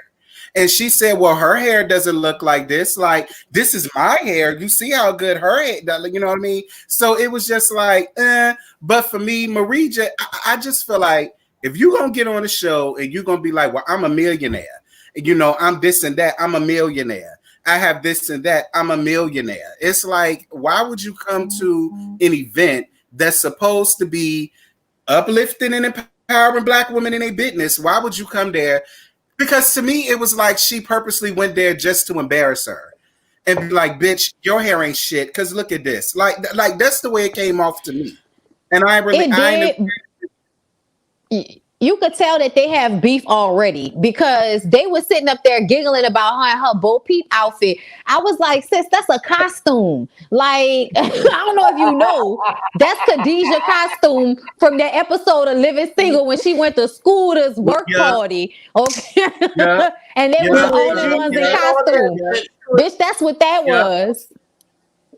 Yes. Okay, Regine went around the room sniffing everybody. Okay, yes, no, ma'am. And you set yourself up to get talked about. Right. Bondi, and you also right. I'm gonna touch on this and I'm gonna shut the hell up. I totally agree with you about her marriage with Cedric. I can already see the way she was coming down at that man. I don't need you because I'm worth this, that, and this. Mama, don't do that. Don't do that. That's the quickest way to lose your man. Then you getting on TV and embarrassing him down to the national TV. All right. I'm the card carrying holder of I'll take your goddamn man to sleep with him and do all kind of nasty things to him. You better stop. Okay, Marie. You about to make your man a walking billboard for these hoes out here. Keep playing. My thing with Beat Me 911 is just Beat Me 911 constantly keeps saying rich. Like she has to let it be known that she's rich every 10 minutes. That's my issue with Duperfly. She gotta keep saying that she's rich all the time. She's a millionaire. She's this, she's that. And I just don't understand. I don't get it. And it's like it kills me with Missy Elliott is the fact that she keeps saying that she runs Mississippi, and I've never heard of her a day in my life. Like I listen, like so I watch this show and I'm trying to figure out. So you never rode down the street and you never seen one of her facilities in your neighborhood? Like, okay, here's the thing. I don't live in Jackson. I live 30 minutes outside of Jackson. But even then, I know plenty of people in Jackson. So if she runs Mississippi Search, we would hear about her. There would be commercials of her mental health facility on the radio. Like I never heard of Not being 911 necessarily. ever in my life. I even asked, but I'm saying runs Mississippi. How come nobody around here knows who the fuck she is if she runs it? It's a Natalie Nunn, quote. It's something people just like to say when they come on reality shows to bolster themselves. You don't really run shit but your own business. And that's it. Okay. So Scotty, Right. we know what you And she mean. don't run You know what I'm saying? but But her I feel business. like, she looked like she ain't gonna be running her relationship too much longer, child. I So just, we Period. gonna wait on it. I Period. feel like she's in Period. charge of the girls when it comes to that coin, though, I'm just, because it's plenty of money in that mental health. Oh, girl, I like Latrice, but she can have as Yes. many hair vendors and stores or vending machines or whatever she wants, but she ain't got nothing on that coin over there with Miss Marie, because Miss Marie getting everybody insurance. She getting Medicaid, Aetna, Blue Cross, Blue Shield, I'm about to Humana. tell you She that ain't turning government down check. nothing. She getting everything. So she definitely run the girls, okay? I don't know about Yeah, I Mississippi, but give it she that. running the girls when it comes to that coin, honey. And Absolutely. well, I I'm just would, like, go ahead. well, I do agree with you, Jamie. I do agree with you, Jamie. I don't knock the hustle when it comes down to the mental health thing because I do believe that she does have a lot of money. I do believe that she makes a lot of money. I do believe that she is in charge of the girls when it comes to the money. But I just need for all in my grill to not be so try to be so fucking grand like she just the queen of Mississippi. That's the only issue that I got with gossip folks. That's it. I can't with her. Like she do too much. Seriously, she does. I can't. I cannot Uh, look past that Dutch. I cannot. Okay, so Um. I guess I'll go. So since he want to Mhm. list all of Missy Elliott's songs, so sock it to me. right. What I like the first thing I had an issue with was the finger wave. He showed that back clip that was Yeah. shaped up because it was all natted up in the back. I'm like, why wasn't it edged up? Why you ain't have it faded up just a little bit? I mean, your finger waves in the back was looking crunchy as hell. I ain't want to see him talk It about looked women's good in the front though. Not Yeah, it crunchy. did look up. I like it better than the Not long hair. crunchy. I just want to bring that up. Also, when it comes to her relationship, I hope she has a prenuptial agreement in place. Because the way that you talking to that man, he go Kendu Isaac, your ass. Keep on fucking playing. She better call Mary J. Blige, okay? Because she gonna be sitting at home for 7 whole days talking about she don't want no more drama because it's a motherfucking family affair. She better stop fucking playing. But yeah, that's all I That got. man Hanoon her ass. When that man Hanoon her ass, she gonna learn her goddamn lesson, girl. Stop treating people like that. Be humble and thankful for the blessings that God gave you, girl. Because the same way the quicker he That's gave it to all you, I'm the quicker he'll take it saying. away.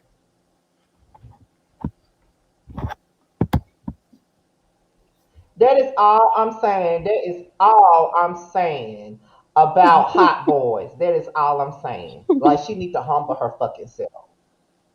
Straight A up. rock boy told a Glock boy. Sorry, I had to do it. That is all I'm saying. Like I just this is what I'm gonna say about Get Freak On. I'm done talking about her. Let's see. Okay, I guess the last person is Latrice, and the only reason why I let her be last is because that is the only one that I know personally. If you guys have whatever feelings y'all have towards her, I'm not gonna get upset because I mean she's on a national platform. You know what I mean? Everybody ain't gonna like her. However, what was y'all feelings about Latrice? It's weird calling her Latrice because I don't know her as Latrice. That's her ass.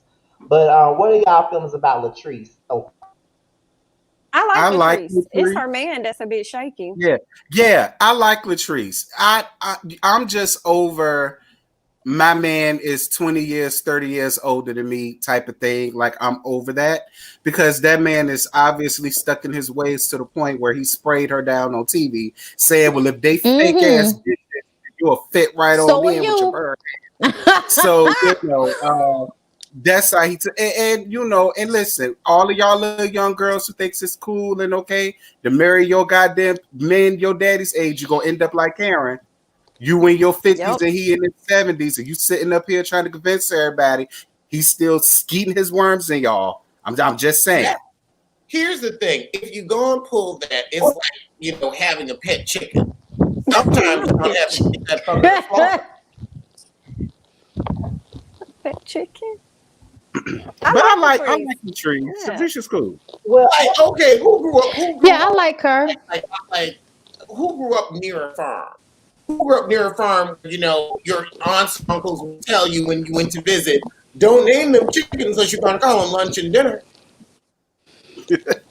Yeah, no, because you gotta kill them. Don't name them. You're gonna get attacked. Yeah, no, I know. But I just say That's this the about problem. her. I did like her, That's what happened to and Erica I Jane thought too. She ended up I naming liked her her, and I thought she was cute. But I like her. I thought she was cute, but that man embarrassed her. They were not on the same accord, and that kind of made it a little sad for her. Mm-hmm. But I also feel like it's not one of those relationships where you with a man because he got money. Like I don't think it's that. Right. Like I think she really like loved him because she seemed like hurt by the way he was like embarrassing her on the slip. But whatever the situation is in their relationship, it's probably not gonna make it into like the second or season. Because once she Yeah, get, but I you got millions refuse. now. But once you get Yeah, on a platform like this, you realize you could have a younger, nicer looking man with less attitude. but you know what? I refuse to believe he just started talking to her like this because OWN and what you call it was around. Like I kind of feel like he always been kind of getting her ass together. He been clearing her ass. That's how I kind of feel. And she just let it Yeah. slide. But girl, you can't let it slide this time because he's spraying I you just think they down on TV, fucking. girl. That's all. I just think they fucking. That's all. Because usually when a young girl be with an old man, ain't nobody fucking. Except for Was I Ashley and the only Michael, because she's one? trying to secure the bag. Was I the only one staring the camera down like this, trying to see what his work uniform said? Because I was waiting on Yeah, her to like say it looked like that. he was working on a motivator Yes, operator or something. I was like, right. I like Latrice, but once her husband came in, I was waiting on her to be like, my husband owns this, and this, and right. this is how I started my business. But she never said that. So whenever I seen him on the screen in uniform, I was like, okay, well, if you was somebody 20 years older than you, he must own a company. But we still never got an explanation. That little like shade that her husband gave her, I don't know if it's that serious, but like Terrence said, I refuse to believe that she knew to this. So I think as the season goes on, we'll learn more about their relationship. But for the most part, Latrice seems cool outside of the fact that she just basically pulled a Giselle to, I think her name is, what's the girl's name? The dentist. And she said, come on, we're leaving. Let's go. Antoinette. Yeah, whenever she said Antoinette, we're leaving. Let's go. I was like, ooh, okay. Was I the only one who thought when Letitia was on FaceTime with her husband, did it look like he had on the same type of uniform shirt that Cliff did? It did. It did look like the same blue type collar. of shirt. But Yeah, like it looked like it was all the same. But damn, I'm gonna mix up her name. Latrice, her husband, his shirt said something like tree something. I was I was creeping for real. His shirt said something like tree something, and then Latrice's husband works on a boat. So it's two different things, but they both look blue collar. Oh, okay. Because I was about to say it went back to what BB said about that man was an ex-drug dealer and he needed a job, and they was friends and he hooked her up. So that's why I brought that up, because it looked like they had on the same type of apparel. That's all. I'm not trying to shade. Child, definitely looking like when we met you was drug dealer girlfriends type situation. Like definitely the vibe I got. But we too old for that, and now we about to get on this show. Somebody get us a job on a boat out there in the water. It's a good check now. It's a good check, and it keeps you away from your wife long enough for nobody to get suspicious. well, I will say in regards to, it's so weird calling her by her real name. In regards to Latrice and her husband, I don't know much about them because all I know is I think she's dating him while she was at Jackson State. But I never really knew of him. The most that I ever knew was that he was like older than her. That's all I knew. That's all I knew based on what my cousin was saying. Like he was older than her, but that's it. As far as her being prissy and bougie, that's just who she is. So I can honestly tell y'all what you see on that camera is definitely Did who she she pledge? is. She's always been bougie. Did she pledge? Because I swear Did she Antoinette what? get me type of Did she pledge? I don't remember. I don't recall Pumpkin pledging. I like I do know that we were in high school, and I don't know if y'all had those things in high school where they that certain sororities have in high school. Like they had like this little Zeta-esque group called the Arcanettes in high school, and she was a part of it. And that means that, when they're in that group, they aspire to be Zetas when they go to Yeah. college. So I know that she was a part of that group when we were in high school, but I don't recall pledging when she was at Jackson State. I don't remember her pledging. I don't know. She give me like she pledged, like Antoinette give me all type of AKATs. So I just assumed that Latrice probably did too. That's why I asked. I don't know if she did pledge.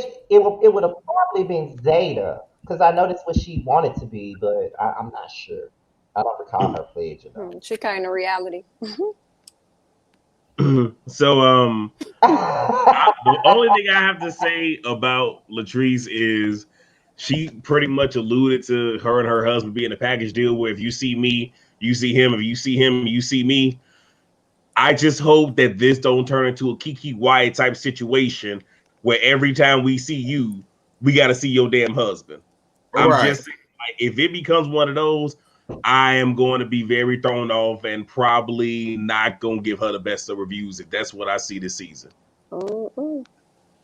I don't think that'll be it because you could tell that he don't really want to be around her that much. Like I feel like, yeah, I gotta come in here to show my face and show, whoever in here, she got a man. Because I'm an old nigga, so I'm trying to keep tabs on my young woman. Trust me, my daddy used to do it all the time. But he not gonna, really be around like that because I don't think he fits into what they trying to put on for this show. Mm-hmm. He gonna be around long enough to spray her ass down on camera and embarrass her ass some more. That's when he'll come in. Because her workers did say, her But employees did say when he come around, she do act a bit funny. So, like Tamra They- said, he they- gonna they be do. around enough to fulfill that storyline or whatever they were saying about him. But let me just say this before we go any further into this. Like me reviewing this show, it is so weird to watch this show and to commentate on it because I actually know these people. So it's so weird to do it. Like when they was all up in Latrice shop, the guy that was doing the makeup and he was saying that they were going tonight or whatever, and she asked him, "Well, why y'all didn't invite me?" I know his ass too. Like it's just so weird seeing like people I actually know and been around. Like it's absolutely weird, but exciting all the time.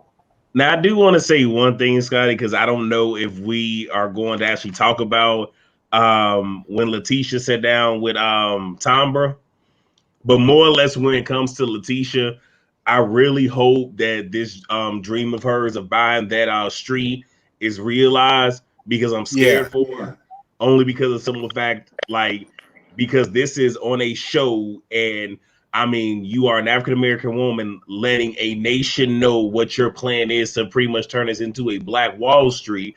And now that you to put it out there, if it's not done by the end of this season, there is a strong chance that you're going to have the dominant society trying to block you from doing that. And I'm not one of those where I'm going to announce it. Like if I'm announcing it, I've already begun the motions of getting the stuff done. And also, I wonder, is she really going to turn that area into what it needs to be? Because if it's going to be a whole bunch of salons and all the other stuff, that does nothing for the community. Because what you need to stay in the community is you need a place for us to shop for food. You need a place for us to get health care. You need a place for us to bank. We need a school. Like if you're going to turn it into a Wall Street, it needs to be all encompassing of what African Americans need. Because if the dominant society decide to just shut them down, they need to be able to sustain themselves without having to reach out. I agree, and I definitely want to see Sister Marie. I want to see Miss Millionaire invest and be open to being a part of that, because you keep talking about you being a millionaire and how you're about to open up these other health locations. I want to see her be that involved with what Letitia is trying to do. Since you got since you pretty much have the blueprint on how to get things done, help your sister out, girl. Absolutely. I agree with you 1,010%, Jamie. Use a millionaire. Put it to good use, sis. I agree with your real as well because as a person that's from the Jackson metro area, people have been talking about revitalizing the Ferris Street for the longest. And as far as I know, as far back as I can remember, when we go to Jackson, as far as I knew, Ferris Street always been a ghost town. So it could have been a situation where maybe years and years ago that was like a hot spot. It was like a big strip where there was a lot of places to shop and all of this other stuff, get food to eat and stuff like that out there. But as far as I know, since I've been on this earth, Fair Street has always been a ghost town. The only thing that Fair Street was really good for was the Fair Street Festival. And what I mean by the Fair Street Festival, they'll have people up there like it'll be like a little block party, and they'll have like blues and soul artists up there singing and stuff, and everybody bring their lawn chairs and stuff out there. That's all they will be doing on Fair Street other than that. So as far as I know, it's always been what it is. But I know that for a long time, people have talked about revitalizing the whole area and trying to make it into something else, but ain't nobody really, did nothing with it. So um, that's why I agree with you real because I even saw people in the comment section already down her and saying that this ain't for nothing but a damn storyline.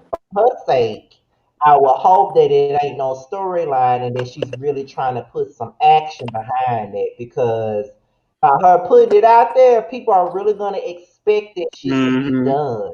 To be And the fact that you're dealing with other women that have businesses like healthcare business, hair business, dentistry, like y'all want to open up other stuff. This the perfect opportunity for y'all to do it on. Y'all got that street right there. Bam, bam, there it is. It is. And one thing that I Why do you got Antoinette building a brand new building? I just out like space for a brand new location. Go ahead, y'all real sorry. it's okay. In the event the ladies see this part, one big thing, and again, y'all know I'm good for giving y'all a nice little logical moment or whatever. Oh Lord. If everything comes to fruition and they do what I pretty much just laid out, before they finish, they need to ensure that they have that area secure. They need to make sure that you have people of color that got some weapons around there, build it up almost like the Vatican, because if you don't, again, history has a way of repeating itself. Because with Black Wall Street, the biggest demise is they weren't able to defend that area. So if you build it up, because here's the reality, if you build it up and money starts coming from there and money's being pulled from these other affluent places to right here, the competition, the dominant society, the surrounding areas are going to get upset. The last thing you need is for somebody to come up in there and start burning stuff down, hijacking the plane and crashing into stuff. Like, you need to make sure that if you get this built up, you need to have people on ground ready to sit here and, light somebody up. Like, you're not going to come up in here and take our shit. Thanks. All right, that's it. I'm done preaching. Let me get off my soapbox. I'm sorry. Hey, we all agree. At least I believe we all agree. I agree with that because what's really crazy because I feel I feel strongly about this particular show because it is where it does take place where I am.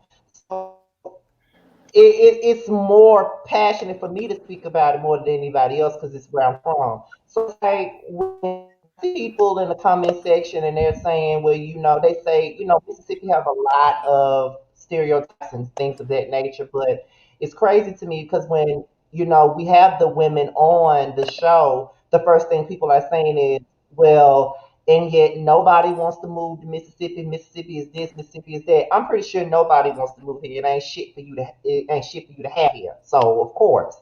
But at the same point in time, I would hope that being that the show is here, it will probably help break down barriers for those of us that's in Mississippi that wants to do big things. At least that's what I would hope that the show would do for us. Because what I do respect about Carlos King is the fact that he is going to places where most people would not even think about filming no reality shows in. Like he's in Huntsville, Alabama. Ain't nobody trying to go there to film no fucking reality show, but he did. Now he's down in Jackson, Mississippi.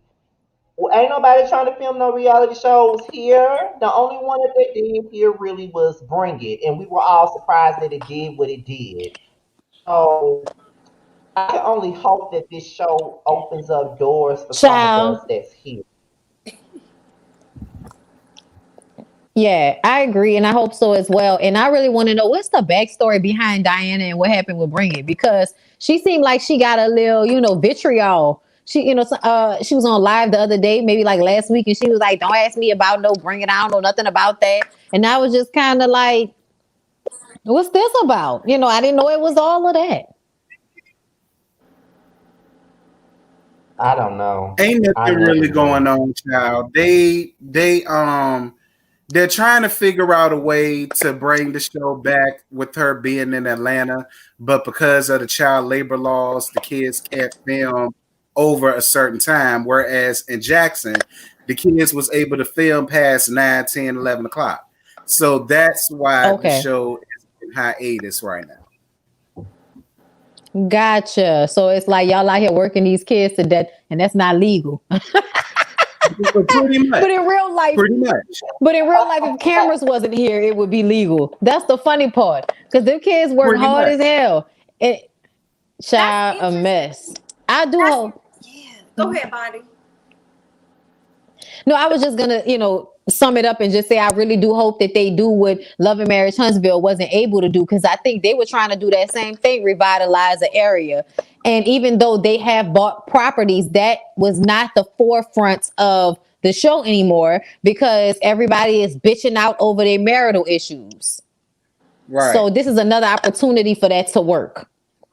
So, in my opinion about what Terry said about the child labor laws, I'm not fully familiar with the child labor laws, but I'm kind of like, they still can make it work. It makes me think that it could be a completely different issue, but they're masking it as, oh, it's the child labor laws, when you have actual actors that be on set that's kids for damn near 12, 14 hours. So that's why I'm a little bit confused. And then in order to do that, you have to fill out a form as a child. You have to get, permission to sign up this form and do all this extra stuff. So I'm a bit confused on that, because if it was so much of an issue with the child labor laws, why would they have you sign a form as a child for entertainment so that you can even move forward in the entertainment industry as an actor and be on set for as long as you are? That's not making any sense to me. So I feel like it's probably a money issue or something. It's probably a money issue. Probably, but I'll say this: coming back. the difference is like he said, it depends on the state that you're in, because like normally a lot of sets and shit happen in places where they're getting a lot of tax cuts in order to film in those places and all kind of stuff. So I feel like it probably depends on the state. And I also feel like even though the girls are signed up to be in entertainment and on the show, it's different than being a part of SAG-AFTRA or whatever and being a part of a union. When you're an actor, you become a part of the union. So I think it's just like a little bit different. The union probably allows for more, leeway with the hours because of how people film. But these kids are probably not in anything like that. They just kind of sign a paper that allows them to be on the show. And if they are, getting a little check here or there, but I doubt it. Honestly, they should have been paying some of them damn kids, like Kayla and them, but whatever. Interesting. I just found that to be quite interesting. Makes me want to know. Yeah, but they don't have to bring it back. I don't miss Diana, and I don't. damn sure don't miss Mimi ass. I couldn't stand Mimi, her and Cameron. Oh, they got on my nerves. They don't have to bring it back. Yeah, no, I really just miss the overall like battle. Like whenever they would actually do the Right. dance battles, bro. I used to be Right. me and Lyric used to be here like, oh shit, okay, it's the dancing dog. We was all into it just because of the dancing portion of it. So for me, that was the part that really stole the show. I used to love it, but then it phased out because I felt like the music they were playing was not matching with the girls' dances, and it was losing me a little bit. And I was just True. like, okay, this is whack. And then I hated. Yeah, I that was wanted the always camera an to issue be for on the me. girls more. Yeah, I wanted the camera to be on the girls more than the crowd and the damn judges. Like, I want to see their routines. Like, they just started changing. Right. So It if made they me want to bring it go back, and look for it on YouTube. right. So if they bring it Mhm. back, like you said, like the old way that they were doing it, like I'm here for it. But Mimi can't come back. But we'll see, child. Girl, don't Child. nobody She want can't come Mimi back. ass Her daughter back. aged out. Right.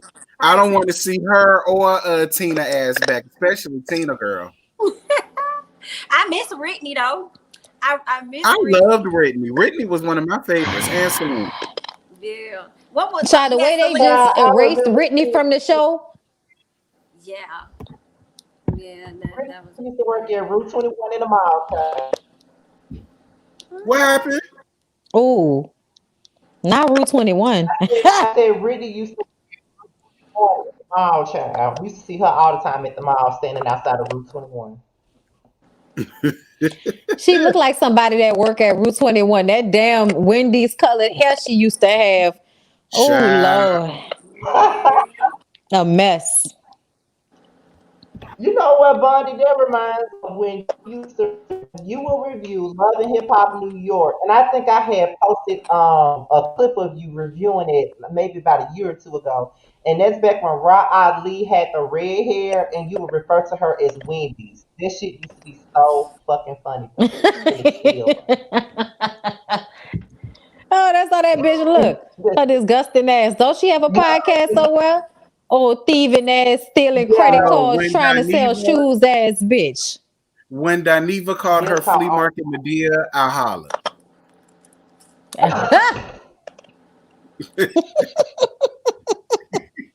I hollered. Do you hear me? And what did Mona and them call her? What was her occupation on Love and Hip Hop? The stiletto expert. Yes, Bitch is girl. Oh my god. right. Because Experts, that cut it always out. confused Fuck me. up. I said, what is a Straight up. stiletto expert doing on Love and Hip Hop? I'm not understanding her role on the show and what is she Scheming. supposed to play. Oh my God, Simple. this reminded me. I used to call Ra Ali Shoe Sheeta Ali because all she talked about was the fact that she sold shoes. They used to call her Shoe Sheeta. I used to say some crazy shit about it.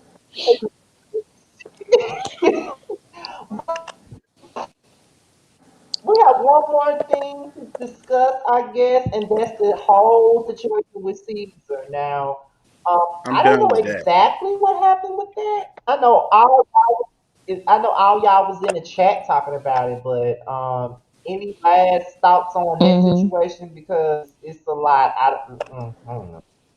I don't know, child. I'm not going to talk about Well, it I no more. did. Don't. I'm Bobby gonna did a just say wonderful one thing. video The only on it. thing I want people to stop doing Thank is you, putting all Jamie. of their stuff on social media. That's all I want people to True. stop doing. Stop running to social media with everything that goes on with your family because it ain't none of our damn business. And the only thing we gonna do is what we doing now, talking about it. That's it. And once we done talking about it, we gonna Right. go on to today's next topic. That's my only thing. But when you and your daddy post pictures hugging and shit when y'all make up later on, folks won't let you forget the shit either. But I'll say this. She shouldn't have come to social media about it, but a part of her coming to social media the way she did made me feel like I feel powerless. And I feel like if I get on social media, I'll have some power because people will listen to what I have to say because I don't feel like I'm being listened to at home. Even Crystal's response was checked out to me. Like I had to get up 3 o'clock in the morning to go all the way there to get her. It just kind of seemed as if we're really getting a broad look now at the fact that Crystal is checked out. Cheyenne basically probably raises herself and sees wants to, use his daughter to make himself look better. I'm not saying he doesn't love her, but I'm just saying it looks good now that you have new teeth and money to bring your daughter along for the ride. Like, oh, look, I went back and got my daughter. She with me now when at the end of the day, you chose to end up being with a woman who will come into your situation and disrespect your daughter. The comments about Right. Cheyenne's weight were completely out of pocket. And for me, I feel like if he is still with her after all of this, I have no respect for you, because no woman should feel like it's okay for her to get on social media and talk about your child like that. Yes, she was wrong, but that's not how you handle her. She's a child. She needs to be handled like a child, and adults need to act as adults. And if you Mhm. want to go and fuck a man who has a kid and call yourself trying to be in a family and all of that, you need to act accordingly. And spraying her online about her weight and what she should be okay with because she's just a teenager and she want bags and all of this type of shit. Bitch, you want bags. You want clout because you online talking right now and I don't even know who you are. Yeah, he Right. posts pictures of you, but I don't know you, bitch. So I don't need your opinion on Cheyenne. The only two people that should have came out and said something about Cheyenne was her daddy and her And mama. her mom. Nobody else. Yep. So the fact Facts. that if he's still with her, I don't have no respect for you. He And we is. have a relationship. So He is. okay, They then just that bought says a what house it is. And when together. that show come back, I'll review that show when that show come back just so I can curse his ass out further. I'll drag you further. Thank you. They bought a house They together. bought a He's house still with together. her. And I think he said that Cheyenne is just not used to being the only child. So I think he has a baby on the way with this young lady. And she also gave me Duchess tease. When I first saw her, she kind of looked like Duchess a bit. And I also agree. She was completely out of line. She should have never said anything at all. She should have shut her fucking mouth. And the whole putting him on social media, somebody we're having family night. I feel like that was disrespectful. You was trying to rub it in that girl face yet again. And shame on him for not checking her ass. And I can't with Caesar. I've never been a fan of Caesar. I've never liked him. It's always been something about Caesar. And this situation is unfortunate. And it is what it is. My issue though is primarily on the girlfriend. I know Caesar spoke out. Really don't know what the hell going on as far as what happened with he and his daughter. But my issue is with her. Because she should Exactly. She should have shut the hell up. her food. Girl, stay in your place and know your damn lane. Don't you ever speak up on my goddamn child. And I don't know who this girl mama is, but I really want her to run up and make noise. I do. Because I know that's one thing I would have Child, done. Crystal ain't about it. Y'all Crystal ain't she about need it. to be. She need to be. If there was any time for Crystal, you to go to But it that don't want bitch head, it's over my goddamn child. Don't you put your mouth on my child. Period. that's why I said she checked out because Crystal is one of those people. She a keyboard, thug and all of that. Because I remember when I first started reviewing the show, and I had what I, had to say about her. She would come on and won't write me and all of that type of shit. And I just kind of feel like at the end of the day, y'all are both immature, regressed people who have a child that y'all have not done right by. And a lot of people were so upset about the way Cheyenne was going off. But I would just like to say Cheyenne watched her father and her mother curse each other out her whole Right. fucking life. And not Right. everybody wants to be surprised at the way she Right. speaks. Who you think she Right. learned it from? Exactly. Right. Exactly. I have to go back to Caesar the don't girlfriend. mind cussing out any damn bad. I gotta go back to the girlfriend again because it just really Uh-oh. that shit just really bothered me. And the fact that if you really are pregnant, why would you complicate your family like that by speaking on this girl and then speaking on her weight? Like, what the fuck kind of shit is that? That's what I can't take. They filming. In addition to the drama that's likely true, they filming. And also, I feel like Crystal, something Crystal said makes me feel like that comment about Cheyenne's weight was a slight to Crystal. Like, we had to take care of your child because you wasn't doing right by your child. Like, it was kind of along those lines. And I just kind of feel like C's has not even been there enough for you to come along and feel like, oh, we're coming and rescuing your daughter. Bitch, that's his daughter. And if he'd been there this whole time, then this wouldn't even really be an issue. But you can't come along with somebody 16 and now decide you want to be a disciplinarian and shit. You wasn't there every day. And I remember saying that years ago that he thought he was doing something by having her ever so often. Nigga, my pa was there every day. You don't get to act like you doing something because you show up ever so often and have her for a few weeks. That's not being there every day. That's not. And it goes back for me, just for me, y'all, back to the girlfriend again, because we never hear Caesar's daughter speak out against him, especially in a negative way. This little girl don't say nothing. As long as her dad has been on TV, she has not said anything. So now you get this lady in your life and you feel the need to discipline her because she ain't washed dishes. Well, you've been spoiling her all her life. So what the hell you expect her to do now? So it makes me think, what is this girlfriend doing that's influencing you and your relationship that you got with your child? Especially for a bitch that don't even got a child. Well, What the fuck? That what I'll say is my problem in all of this. Not a BICTH in that order. I'm sorry, I had to do it. My problem is Caesar, and it's for this reason. Like first and foremost, this is a girlfriend. This isn't a wife, and even if she does become a wife, you will still have your limits when it comes to his child that doesn't belong to you. But my question for Caesar is, what have you like? He's given her. How can I say it? It's something about him where he has allowed her to feel comfortable enough to not only speak on family situations, but speak to his daughter in such a way and to have an opinion. And if she wasn't, quote unquote, doing the dishes at that point, okay, you're not doing dishes. It's a done deal there. Go talk to the daddy and let the daddy reprimand her. And that be it. But for her to feel so comfortable to speak about this child and speak on this child, granted, that girlfriend, like the mom need to go call her good sisters, good girlfriends, Shaniqua, Keisha, all them come around there and literally put their blows on Red that. shot. But outside of that, That's because C's doesn't have any respect. and you Listen, That's C's why. allow people so C's I allows people to govern their actions based off of their emotions. Like, look at how he run his shop. Like, that's all C's does is give people the room to govern their actions any way they see fit. And then I'm more than sure out of all of the backlash he's getting, he's gonna come back out and try his hardest to cuten it up and sweeten it up and yada yada yada, like he always does. They're like, this isn't that new.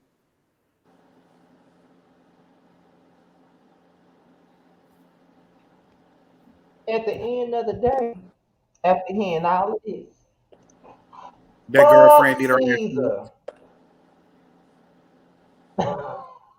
That girlfriend need to be Shit. ran over Fuck. on all four flats just so she could feel the rim. That's what I want to have happen to that goddamn girlfriend. Because girl, I know you like. Like I front don't like tire, I back tire, front tire, and front tire again on that ass. I don't understand why women like. To be honest, I don't understand why girlfriends get involved in the first place when it comes down to like their man and their kid. If you're not gonna do anything to de-escalate the situation, and you don't need to say a damn thing because you're not doing anything but making the situation worse off than what it is. If you're not gonna try to help, don't help worsen the situation by getting on social media and putting your shit like Crisco. That's not the right thing to do at all. It's not your fucking Mhm. child, bitch. And Yeah, That's the but all you I only know want to say this ain't about it. new. I think C's been allowing her to be around there and talking to that girl any old kind of way. That's how I feel. I felt like this been going on. He been allowing her to do it, and that's why she even felt comfortable enough to get on social media talking shit because he been allowing her to do it. Exactly. He used to Exactly. let And he Duchess also play is like that. disrespectful within himself. Yep. And who's to say that it wasn't really something that was about to go down between the girlfriend and his daughter, and he jumped in and then it got physical, and the daughter ended up having to physically fight her father instead of the girlfriend? Because to me, it's really seeming like it's the girlfriend that's the center of all of it. now with the part about Hmm. him I pulling agree. her out of the shower while she naked, and now here's the thing: when it comes to discipline, like I'm not a fan of the whole, physically putting your hands on her because she is a teenager. Like it's again, that's touchy. I ain't gonna touch that. But my issue is, why are you grabbing this girl while she's in the shower and Mhm. why are you doing that? Like that is humiliating, and that's very Right. and it's Right. like you have to really remember that you are subconsciously teaching your daughter this type of behavior is okay because Yep. since this who's to say that she's not gonna be? Hopefully, she's not in an abusive relationship, but she might think, okay, well, since my daddy pulled me out the shower naked and put hands and feet on me, I guess it's okay for this dude right here to do it. So that's very dangerous. Or And that she deserves it because of her Yeah. weight. Or that she Yeah. deserves it because of her weight or something like that, since y'all have obviously made that a point of conversation as it pertains to Right. Cheyenne, which shows y'all really ain't shit. But another thing, you rather speak on what you were saying about what he's teaching her is when we talk about pulling somebody out the shower, like you a man. You're a Right. man. You're a father. Right. And I talked about this in my video that I have been through something similar with my own father where he put hands and almost put feet on me. Like stopped himself mid-kick from actually kicking me over absolutely nothing. So I've had this traumatic experience, which is why I don't like when I hear people say they ain't got no bruises. That doesn't mean shit. That doesn't mean shit. The bruises are on the inside, bitch. Okay, I'm bruised for my whole life because he couldn't control his anger in those moments. And that's exactly what happened with C's, if you ask me. If we're speaking on this like it happened, allegedly, then we're going to say that when you did that to her, you traumatized her for the rest of her life. And if you think that that's okay because she was disrespectful, then you need to take a fucking parenting class, because that is not the way, Sway. And how would you even know the right way to parent? You haven't been there every day. And that's how Right. you know that he hasn't been there every day. Because Right. my daddy, when I had my period, it was like a shut off that happened. Not like in emotion, but just created some type of separation to where my mother handled more of my issues, because now she's a young woman and she has a period and she's growing breasts. Like my father always created a separation when that happened. So he would never have pulled me out of the shower naked at 16 to beat me. Something about that is sexual. I'm not gonna say sexually abusive, but it's something in it feels close to that. Okay, not to say that you want her or anything, but the fact that you don't have reverence for her not having any clothes on because Yeah, you that so damn violation. mad. Like that's an issue and a problem for me. Yeah, that's, There's a huge yeah, that's difference violation, like between he said. there's a huge difference between chastisement and abuse. I'm all down for chastisement because I was brought up on chastisement. I have no issues with that. But when you go yanking people out the shower, putting hands on them, putting feet on them, kicking them, stomping them, all the rest of that shit, bruh, you doing way too much. And at this point, and if that's the reason why she went to social media the way she did, I really wish she would not have done that, and I really wish she would have just gone to the cops. I would have much rather her have gone to the cops, if anything, She because I did. felt like Remember, if they you said really, that the cops were called. they was called, The cops and the were cops called. She obviously said in the did. video he paid the cop off. She said in the video the cops came and he paid the cop off, and her mom came and got her, and then she goes home and makes this video. Now I don't know, because somebody said it happened 3 months ago, so I don't know what the Right. timeline is, but it made me feel like something happened that triggered her to get up and start going off about what happened. But from what I understand, the police were called. But in Georgia, if she's screaming and hollering, acting a fool, they just gonna look at it as a parent disciplining their child, and that's not Mhm. illegal. I think we all Especially if she doesn't have any, cuts, bruises, or anything like that. Right. Right. I just Right. want to wrap Caesar in the same category as Ti, because this is some straight up disrespectful shit, and I really want to know where are the men that are close to C's, because somebody to put some motherfucking hands on him. Because I mean, like, this is deplorable behavior. Like on the family, Ti Family Business Hustle, whatever fuck that damn show is, when he was talking about taking his girl to the gynecologist just to see if the hymen and everything was still in check. It's along those same lines, and no one around you is willing to tell you, like, dude, this shit is fucked up.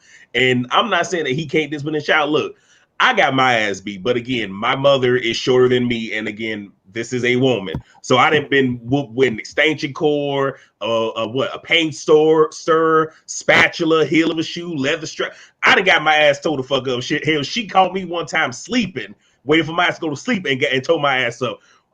But again, difference, male, woman.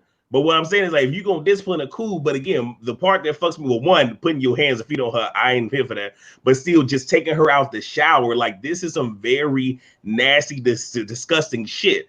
And I'm still trying to figure out, like, why ain't no. First and foremost, the mom, like I said, the mom need to get her friends to whoop that whole ass, and then the men need to come on and whoop his ass. Because reason being is because Caesar, much like Clifford Harris, aka T.I., surrounds themselves with yes men. So they're not gonna say, "Hey, bruh, that ain't cool. You shouldn't do that," because 9 times out of 10, he probably paying a bill. He probably bought a car. He probably got buying them bitches. Probably getting the weed. You know, they could get in to the clubs and stuff like that. So even though they're probably like, damn, I would never do my daughter like that. But at the same time, he paid my rent. I can keep my rent money in my pocket. So I'm going to stay out of that. That's that man family business. I'm going to stay out of that. Mm-hmm. Exactly. Yeah. And that's why they keep people like that around them. That's why. Because they're not going to tell them when they're wrong. Right. I mean, but this goes back to what I was saying. And you know Teddy ain't going to say shit. In terms of protecting the big arms of our community, yes, this is his daughter, so she is not a woman yet.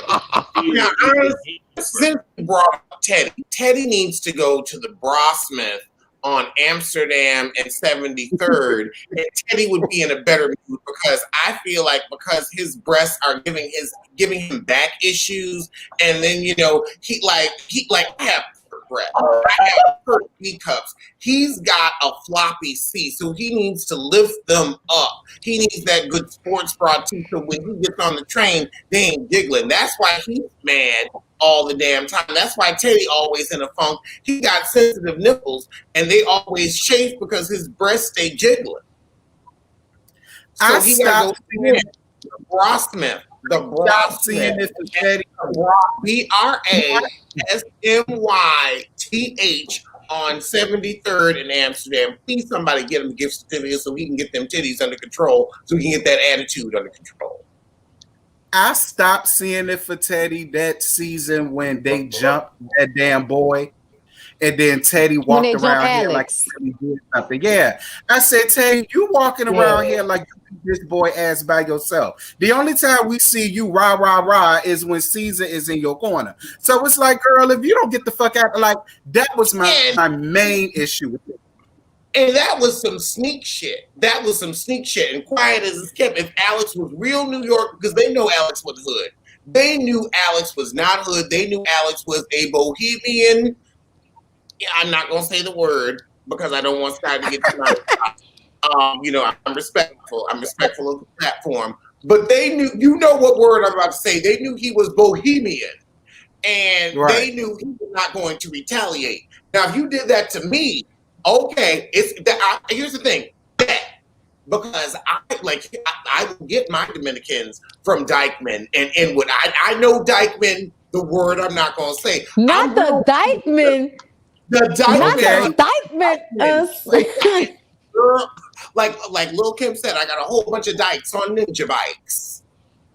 Okay.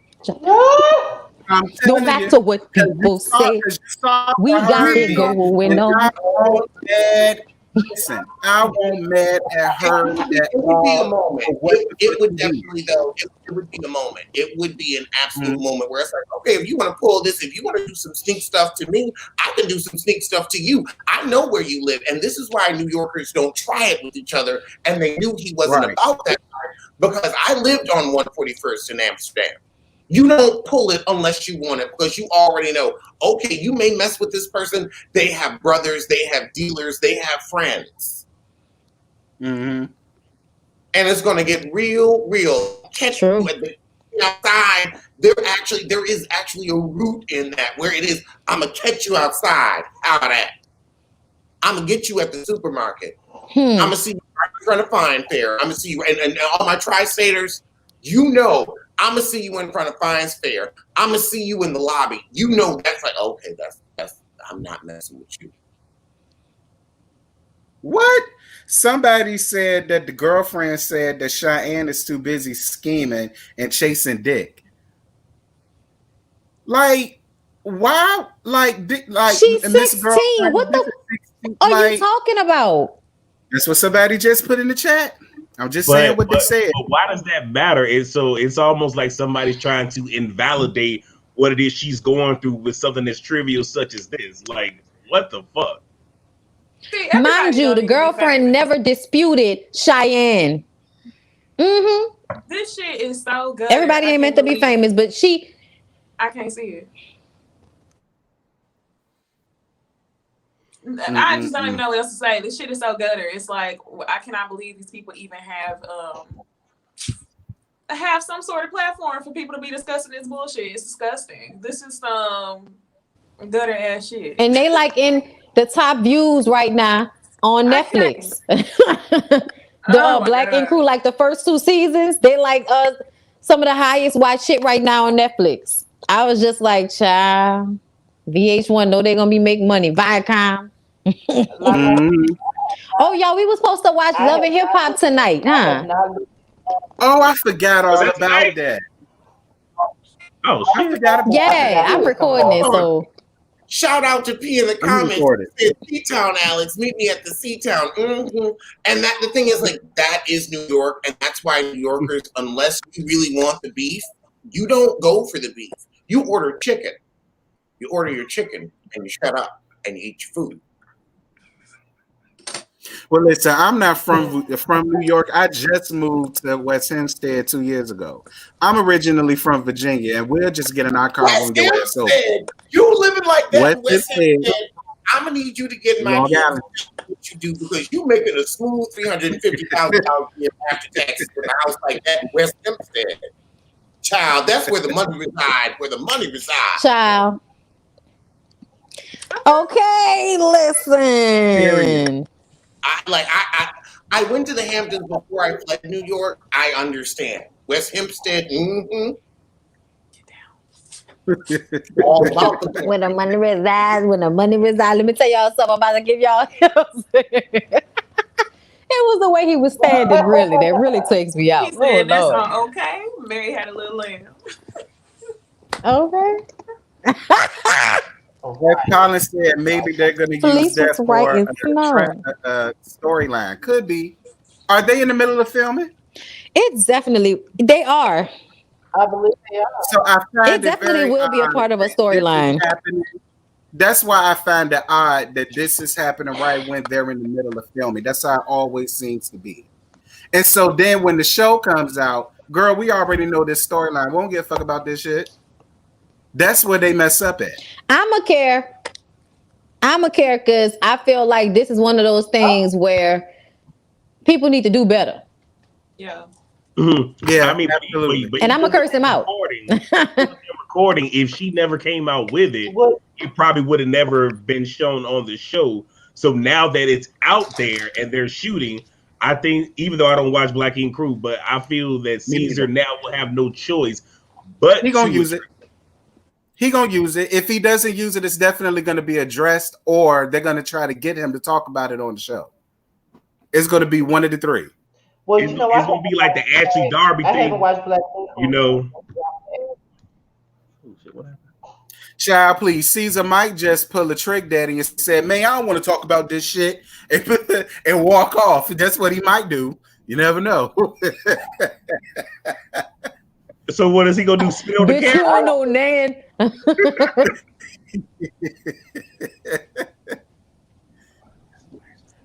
I can't. Girl, I'm Oh so weak. Lord, them But teeth, Lord. You get new teeth, don't know how to act. I ain't looking at Is Black that's Ink what Crew at making him look all. Like I different? said, I haven't watched it. They jump on ass. I want him to do something with that bottom lip because it's shaped like an ass and I hate it. Like you get your teeth fixed. I want you to get them lips fixed. Like something about them lips. I would never let the kiss me, touch me. Caesar could have fucked me with a strap on. Like so for these went like girl, better y'all than me, honey. Better y'all than me. I know. I got standards. Better y'all than me. Period. Girl, please. I'd rather hunch on Puma before I hunch on Caesar, old wide neck ass. Oh, Fuck hell that no. Hell. But the thing is, you really are going from indigent to indigent. So, I like it's like Don't do. I'll say Don't listen. Don't do Puma like that.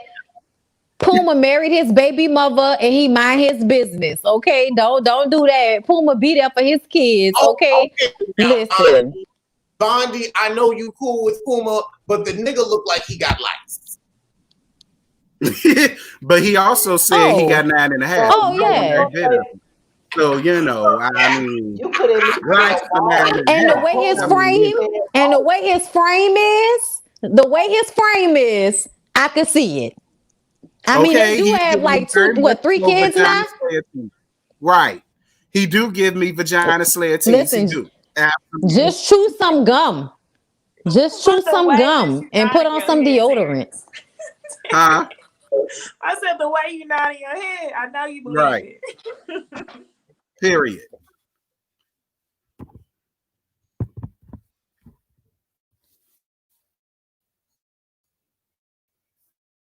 You could have at least said Ryan is fine, White but said, Ryan gives me small dick energy.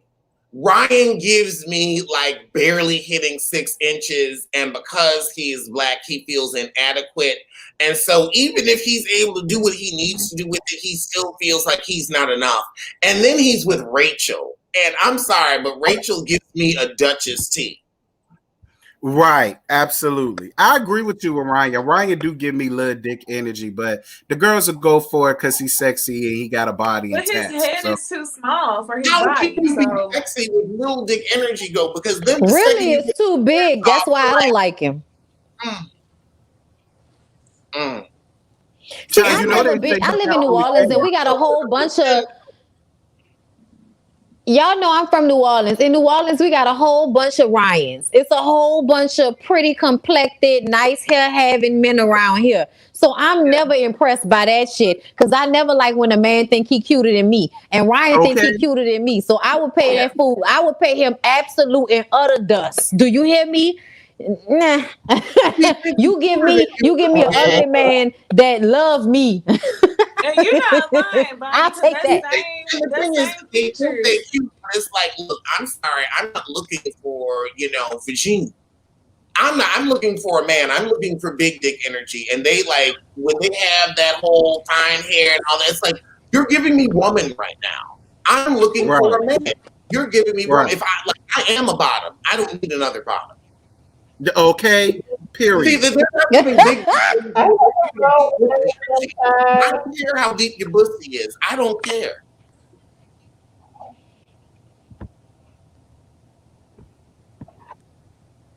Jamie's back. Jamie was like, let me leave while y'all talking about big pussies. I don't know how we always go. It was just the way you came right back on when it was over. Y'all didn't see that picture I dropped in the Let me see. Did you hear what I told you? Heard what I told you earlier, girl? What was on your mind? Somebody had posted it, and I was like, "Let me look at this," and then I thought it would brighten everybody's day, so I had to share it. I wanted to share it, but I was like, "Don't tell my man." Get right. Oh, I don't see it. What picture? It's a video. It's a video. I don't see it. Girl, you about honey. I was like, Child, who is this from? I was like, it's from Jamie. Okay. Look at Bundy's reaction. Jeez. You know what I do think though, and I was about to say about Teddy? I think Teddy was trying to pull a Don. I think he was trying to be like Don. But child, not everybody can be like Don. Not at all, child. Not at all. Oh. Child. First of all, how you walking? You just walking. Just walking. You see, Don is fine, just but walking. Don is man that is like you gotta put that finger up to the lips and be like, no, don't talk. Because the second he's talking, ruin the moment. I know, right? Don't fuck it up. Don't fuck it up. He's gonna say something like Tyler Perry's straight, the earth is flat, I voted for 45. He's gonna say something stupid where it just ruins the moment. But you know what? That's how I feel about 4. Like, I never saw it for 4 like that. A lot of people went up for 4, but I didn't. Me neither. When I saw that video. I like 4 better than Don. He's a follower. No, the thing is, He's a follower.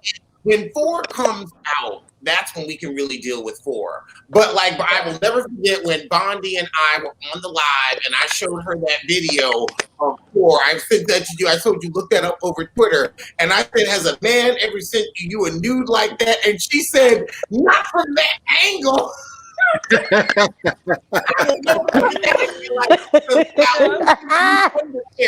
He was giving you pussy and balls, honey. He was giving you Period. He really was. He brought the phone like from front to back, like you supposed to wipe. Like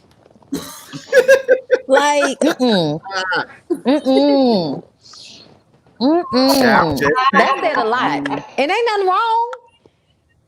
Boy, you could be bi, boo. You could be bisexual. Ain't nothing wrong with it. There are a lot of this 2020. Girls will still give you some. Everybody was saying that even before that video came out. So when that video came out, it just confirmed what everybody always thought. Because I was like, listen, I don't think none of my homegirls will give a damn about a nigga butthole. I don't. And I feel like if any of my homegirls was in the middle of it, and the guy I'm not a white girl, so no. Like, it's just like as a female, I'm gonna ask y'all this. As a female, straight female, some white girl shit. If y'all was with a man and y'all are in the middle of it, and out of nowhere he asks you to do something trifling, like lick his booty hole, and he gonna throw his legs in the air, what would y'all do? Would y'all be like, you know what, you my man, I love you, don't tell nobody? We didn't discuss this ahead of time. I will not. No, we did not. First of all, I barely lick ass on women, okay, when I was with women. And that's just because I feel like women are cleaner. And it was just one girl who I have tattooed on my back. Obviously, I loved her a lot. So she might have been the only one whose ass I've ever eaten. But that's not a thing that I'm into. And I'm damn sure not into that with no man. No hairy ass, all in the butt crack, barely wipe his butt all the way man. And I'm not saying that's my man because we got wipes all over the place. But I'm still not, he's not interested in that. You know what I'm saying? He's just trying to get regular head. And arched his back, and it was sitting all pretty and feminine and stuff. Listen, I have seen so many videos. If he had a vagina, if he had a vagina, I would be pleased. Give some Gabrielle and Dwayne. Listen, I like to separate my boxes. I separate my boxes, y'all. I've always had. Listen, I separate my boxes. I am not licking no grown man's ass. I ain't the one for you. Okay, I'll lick your balls. I am not licking your ass. No. I don't even want to get wet in between my ass unless it's the water from me being in the shower, honey. I don't like it either. I don't like it. Jamie, it's not just you. I do not like it. Yeah, I just don't like. I don't like feeling wet in between my ass cheeks. Yeah. Like I barely like it when shit is dripping down there from other activities. Let alone you just, now somebody told me it was just because, I hadn't had it done. I was just like, I don't see it. I don't see the appeal. No. Now you put a finger in between those two places and press. That's a different situation. Sorry. Listen, if y'all don't know about that. While I'm up here, because I want to prove a point. So let's just say that same said man said, fine. You don't want to lick my pussy, come and play with it, and he has y'all a strap on and he wants y'all to beat him out. Would y'all do it? Again, we did not discuss this prior. What was the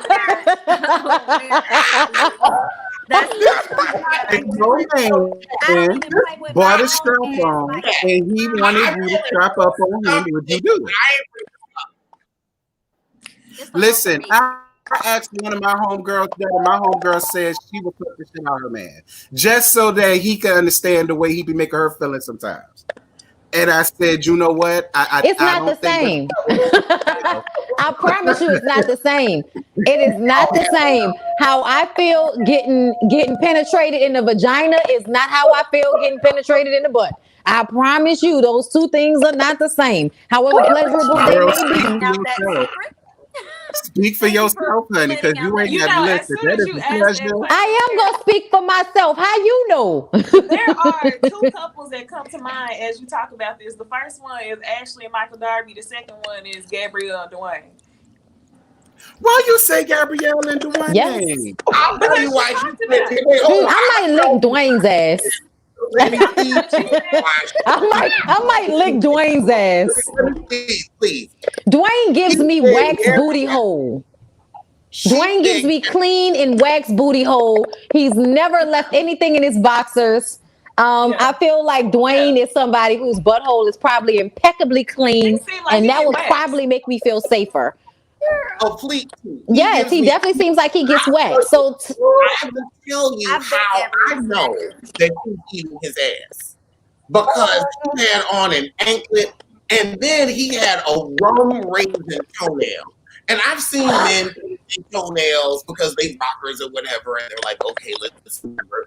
But the fact that he picked out that rum raisin maroon shade, no girl, you're true to this. You ain't new to this. And then he had on that gold anklet. I'll tell you something. If you ever see a woman with an anklet on or a man with an maroon. anklet, that's a certified bona fide home. They get it how they live. Mm. You Yeah, said no, an I'm not anklet, not a pegging toe ring? anybody. I mean, listen, no, an anklet, because you see the anklet, you don't see the toe ring because he got on shoes. But or maybe he got on never mind, I'm not even gonna get into that. But I'm gonna just say to answer the question, no, I'm not pegging nobody. Like I don't even like putting on strap-ons with girls like that. And trust me, I've done it and I understand the appeal, but I'm more of a hunter. So me myself, yeah, no, I'm straight off that. But I'm not mad at women who do it. I'm not mad at men who like that. That's your thing. But I don't do ass play on me. So I'm damn sure not doing it on you. I'm the one with the nice ass. And then the Agree. thing is with ass play, you've got to get somebody who Say knows who knows how to douche. And Right. and I was Dwayne gives me that. I'm telling you. Dwayne gives me heat pleats not with a 2-liter bottle, but a 1-liter bottle. Now a hardcore Oh, says he God. take a 2-liter bottle up there, Mm. douche, and move on. Just now, I'm not talking about the whole bottle in a gaper, but just the tip and get things clean and get things done. I know this is on Fire Island to do with one of the little Poland Springs that are $1 at the damn store. But Dwayne gives me, he'll get a liter Child, more bottle. power to you. That's what More Dwayne power to you. We are gonna get demonetized. Take this shit I'm down sorry, and y'all. cut this I end ain't off the mean to back. ratchet it up. I ain't Make mean this to shit ratchet it private. up. Download it. Listen, this how me, It's okay. this how I'm me and enjoying my this girlfriend conversation. It's calculate. okay. Right, this how we fool la la. So I'm not gonna ask anything. This is just what I do. But you can't press. I You think can that press we're gonna on it. have You to. can't put nothing in it, but you could press on it. I think Where We that. you real with? I Somebody just think said your real been at this absent. Where point. has he been? Yes, so I dog. Where is think, the and real? we're gonna have to do an after dark panel at some point because the way y'all been carrying on here I will not be there. is a mess. I will not be there. Just going to throw that out there. I will not be there. I am in tears laughing at Why you you. don't want to You be you here? you don't This want is to what talk we about ass do. play? Yeah, why? You don't you don't want to talk about Hey ass y'all, play? What's if the we gonna do problem? that, if we Let's gonna go. do I'm that, not Y'all into don't it want to either. talk about ass, dick, and everything. if we gonna do that, somebody hit I up can Candy live. Cohen. I don't want to be anything more with you. Won't talk, won't speak on my Oh shit, y'all are pussy, won't crazy. tell you about my pussy. God damn. That's what we do. Child. Oh my God, I cannot. I think that this is the Scotty perfect is time like, to end this. on my panel. I'm so sorry, Scotty. I apologize. Scotty is like, why did I invite him of all people? I knew I knew better. Oh my god. Oh my God. Okay. The I price think this is way the too best high. time You need to cut it, end Scotty. Cut it. Period. Because y'all have shown the fuck out. I did not know that we was gonna be talking about this Howard I'm Stern sorry. I shit. just felt the need to act since it was women on the Right, panel. I just wanted to get their opinion. Wait. And that's all. I just wanted the honest opinion. Listen. To change the subject right quick before everybody leaves, I was on Instagram and I was seeing, and because I have the WAP shirt on, I thought I should mention it before we go. But people were getting in Cardi B's ass because they found like this old clip where she was playing WAP and her daughter came into the room, so she hurry up and turn the music off. So I guess they was like, you making the music, but she's like, yeah, but it's for adults, not for my child. I'm a sexual person when I'm not around my child, like everybody else. So I just kind of wanted to see if y'all wanted to share your opinion on said subject. I agree. Bondi, great question, and here is my opinion. How the hell you think she got that child? Everybody on here, none of us got here without somebody fucking, without somebody twerking, without somebody shaking their ass in front of somebody, and they said ooh, and they said ooh, and that's how we fucking got here. That is how humans are created. Unless, you're like Sherry Shepherd and you order a test tube baby and then you want to return it back to sender because you realize your husband has thyroid issues and is a piece of shit. But you was too stupid to realize that before, and you was already marrying a big. You was just different and wanted to get married by any even if it means you married a piece of shit, a la Kendra Moore. Right. Oh my God. I agree with Cardi 1010%. Listen, I shake my ass for the money. I shake my ass and do these raunchy lyrics and stuff like that to live good, bitch. That's my daughter. I don't want my daughter being up in here. It's bad enough. She go get older and see me doing the WAP all down to our boy's internet. But that's one thing. I agree with Cardi. Like, let that woman parent. Because I guarantee you, if the kid was in there and she was doing the WAP dance, people still would have had an issue with it. Why is she doing that in front of her daughter? Why is she allowing her daughter to hear these type of lyrics? People always got to complain about something. Yep.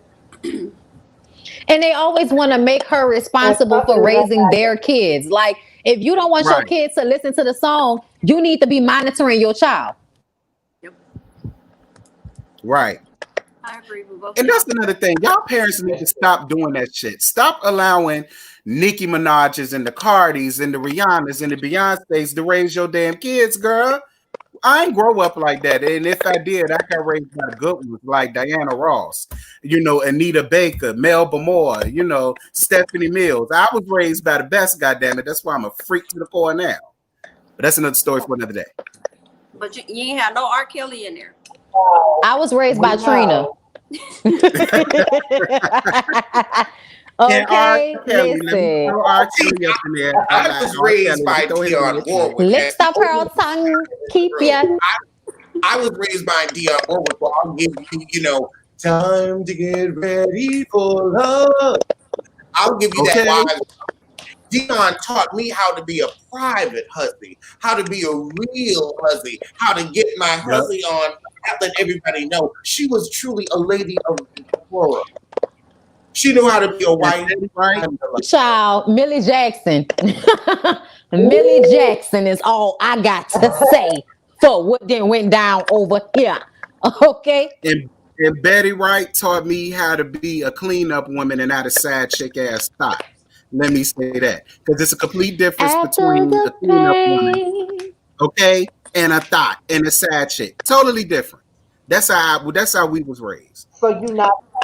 Well, I had a mixture. So you not Whitney Houston. Like if I'm laying down with somebody else's husband, the goal is to take them and snatch them, and that's what I do. So no, I'm not a thought. If I'm a fuck your man, the goal is to take him. You are.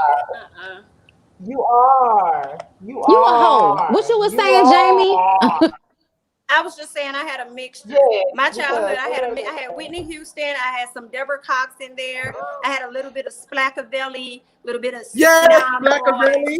you know. So we had a lot of, look at that girl with them Daisy Duke songs. So it's a Okay. lot of that.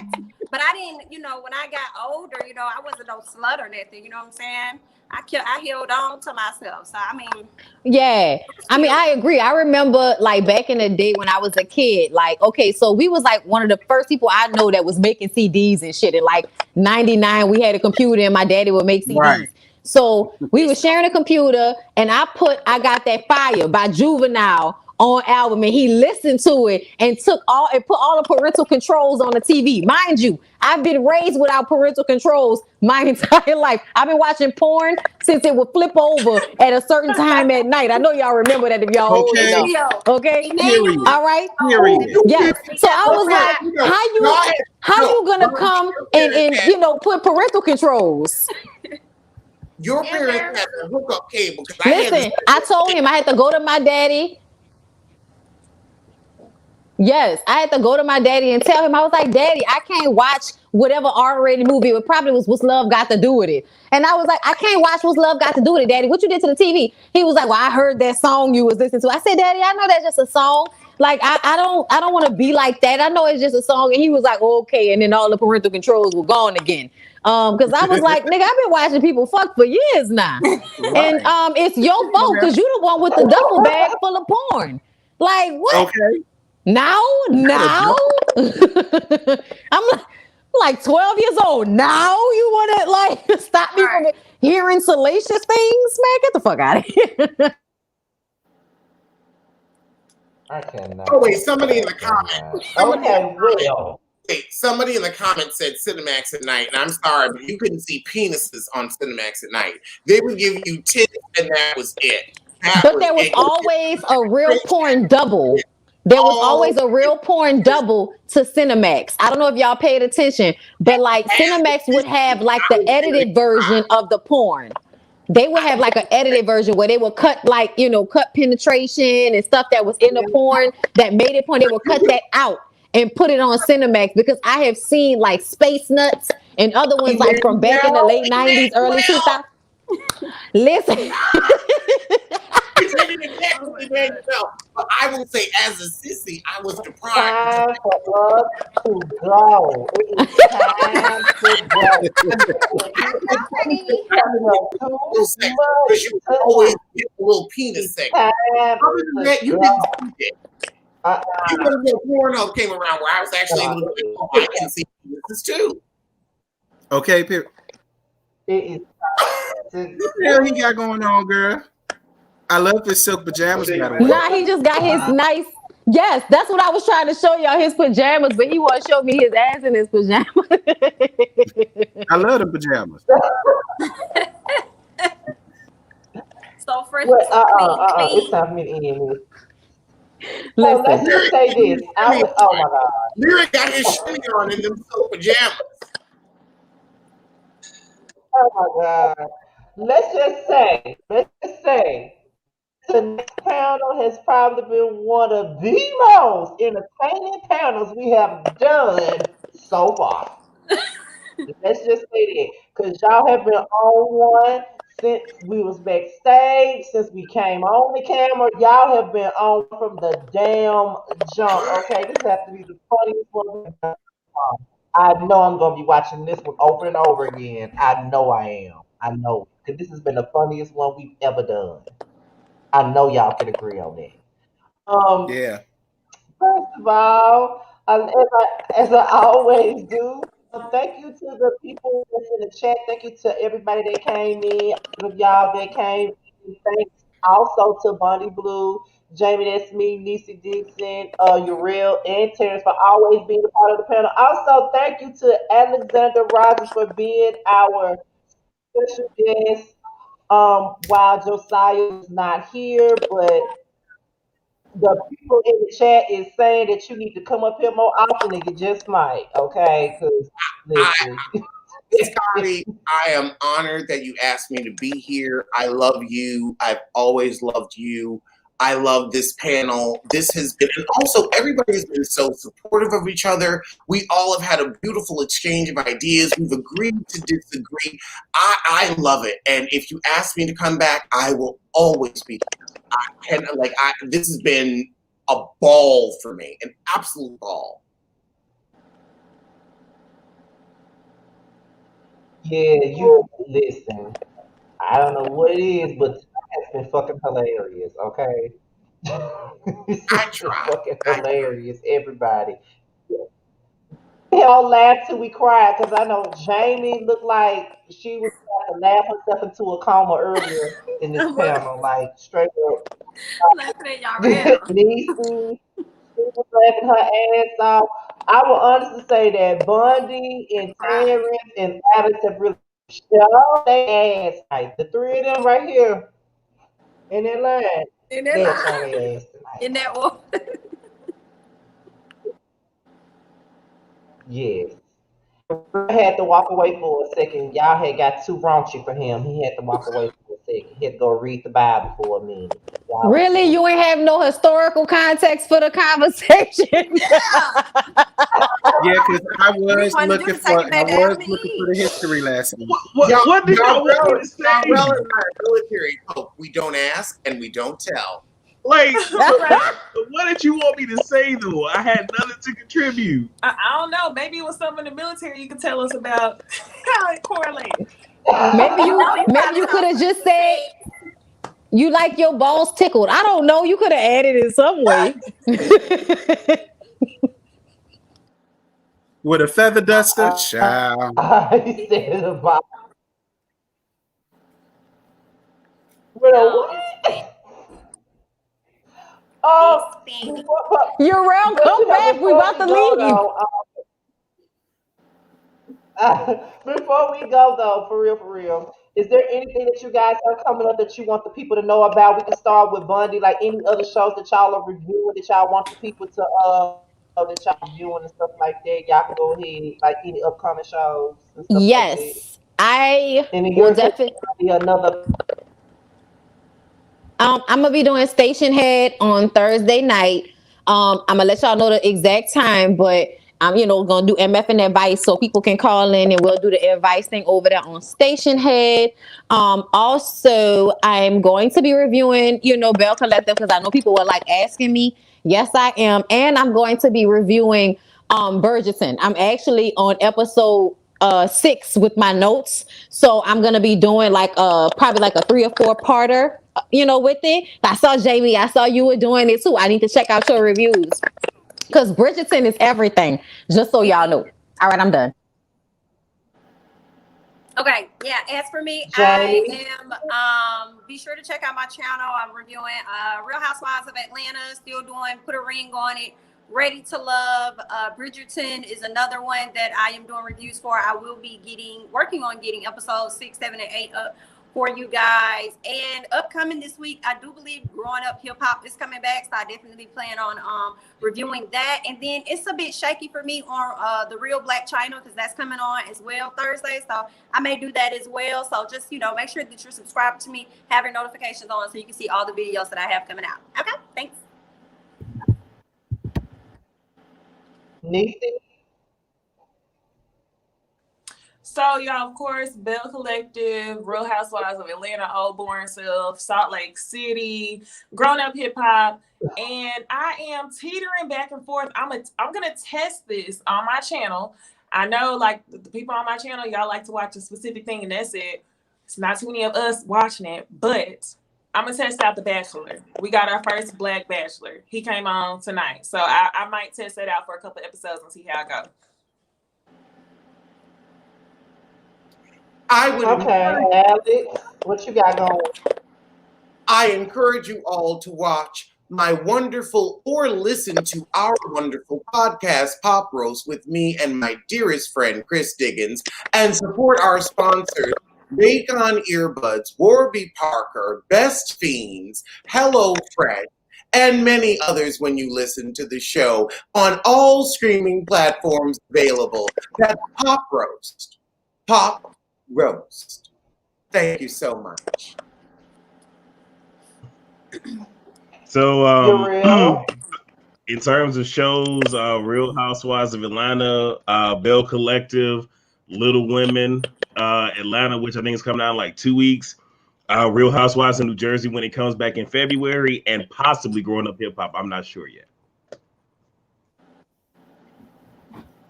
Okay, and Um, Terrence. I am going to be doing Bell Collective, as well as every damn thing else I've been doing so far as the Housewives and also the lives every Monday morning at 11 o'clock when we go in and have on them frowsy assholes. We have a ball every Monday morning, and I really hope and I can't wait for all of y'all to be a part of that. And Oh, right I quick, also forgot. Okay. I As forgot far something too. I wanted to mention that I'm gonna be on Monique and Porsha. Y'all know they have an Instagram page where they're doing like a panel, and I'm gonna be on their panel on January 13th. So I just wanted to let y'all know that. Yes. Can't wait to see it. Can't wait to see it. You better. And Gandhi, if you could please send me a personal reminder over text because I want to make sure I am there front and center. I'm going to put that in my notes. What time? What time? I'm putting that in my notes right now, like dead ass. I'm putting that I think it's 7 p.m. Eastern, I believe. So 8 Central for those of us who are in Central Time. But yes, January 13th on Tea with Monique on her YouTube channel. I will be a part of the panel on January 13th because they're gonna do weekly ones, and that's the one that I'm gonna be on. So thank you guys for your support. Sorry, I forgot about that. Yes. and I just wanted to say right quick to Terrence. So when you're doing these morning lives, allow me to carry on the comments. You do what you do on screen. Let me go ahead and have my shenanigans going on in the comment section. Please and thank you. All right, that's it. Child, him and CC Freak had a whole damn conversation going on in the chat. I said, ain't that bad a bit? Yeah. Well, as far as the panel goes, I'm gonna ask y'all this before we go off live with the. Okay, I know we'll be talking about the Housewives of Atlanta and whatever it gives. I know we'll be talking about Bell Collective. Are you guys interested in also discussing Growing Up Hip Hop Atlanta as well on the? Yeah, because I'm gonna be watching it. Yeah. I love to talk so about y'all good with Deb. that. Okay. Hot point at me.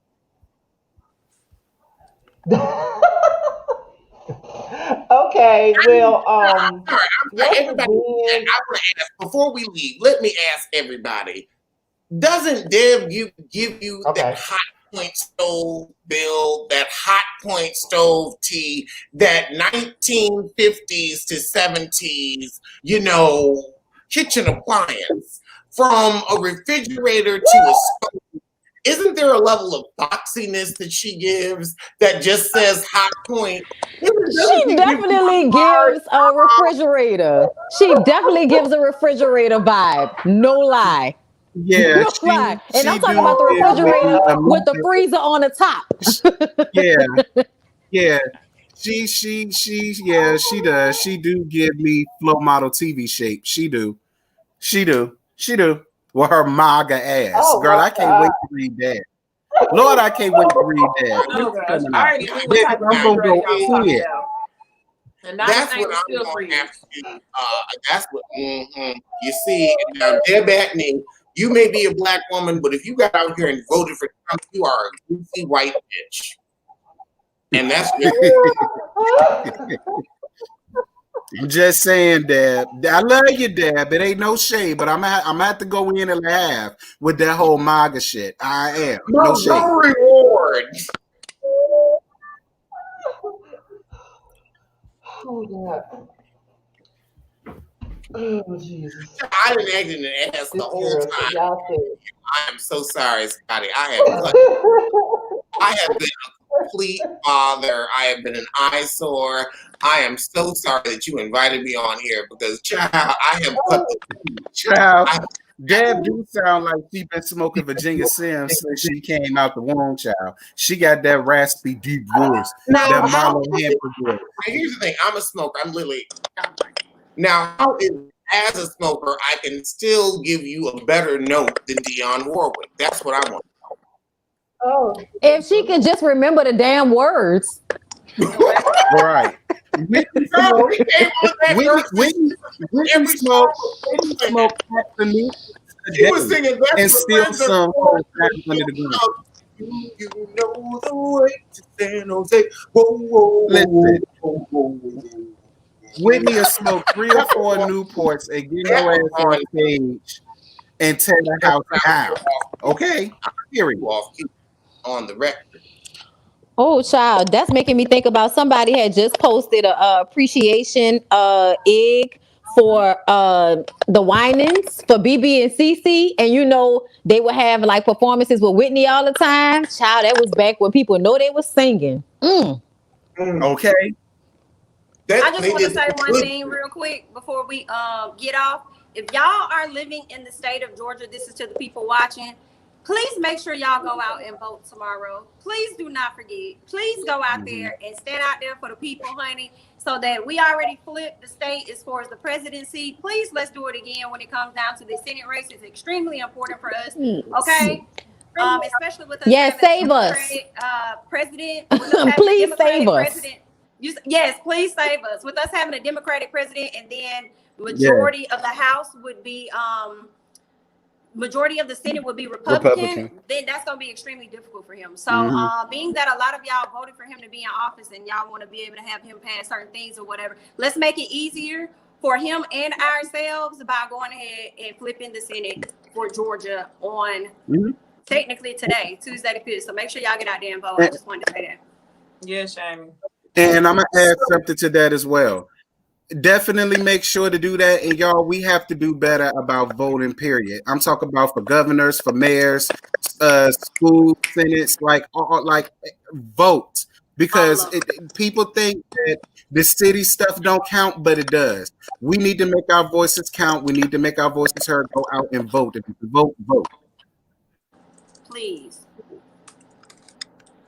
I agree. And as much as they've been texting us and calling us, y'all better go vote. Go ahead, Scotty. Sorry. Right. I want to piggyback off Terrence and Jamie. It is very important to vote. I know a lot of people really vote when it comes down to the presidential election, but the elections within your state is also, people really don't realize that. Like a lot of the times, people think that the presidential election is just the one all be all, but you really have to do your local elections as well. All the things that are really important. Hopefully, people really realize that. So anytime we have an election, I go out and vote. I vote for the local election. I was one of the ones that voted for the Confederate flag to be snapped down here. I vote for every guy. So make sure you vote. Please vote. Please don't forget. Please go out there tomorrow and just make sure y'all go out again locally. Is anybody going to host an after party? Because I was planning on having a little after party on my Instagram live from this live, because this was so fabulous. We're going to have some other people come in the chat and talk about what we talked about. I'll come over there for a little while. A live after. Yeah, I come over there too. Because y'all know what I'm about to do, so I'll be on there.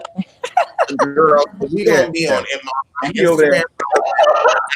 Rogers, RODGERS, and we are going to really get into it. And I think Bondi will be our first guest, and she's going to shimmy on over.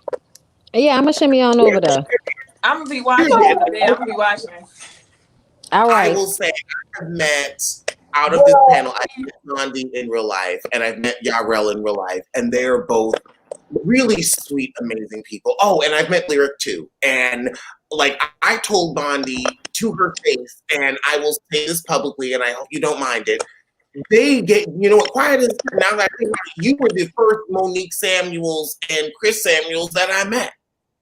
Because he had that is your man. Like, child, if I had their money though, whoo, Lord.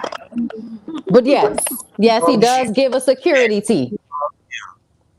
And he is there for you. And I was just like, you see, I was just like, I learned when I met you both.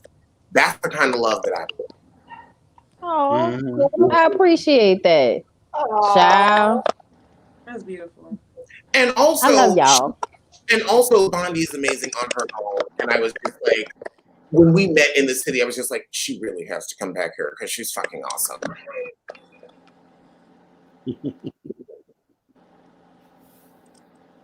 Well, Niecy, aren't you from Dallas?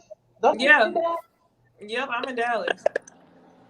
Um, I asked that because my birthday is next month, and me and my friends are supposed to go to Dallas for my birthday weekend. So I will let you know, um, if you're Yeah, let me available. know. Yeah, so I'll be there. Also,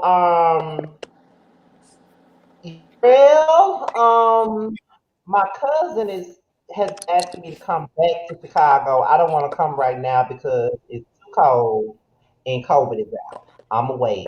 But whenever I do come to Chicago, I will let you know.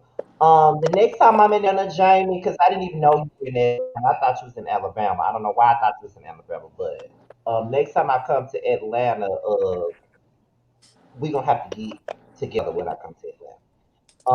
Yes.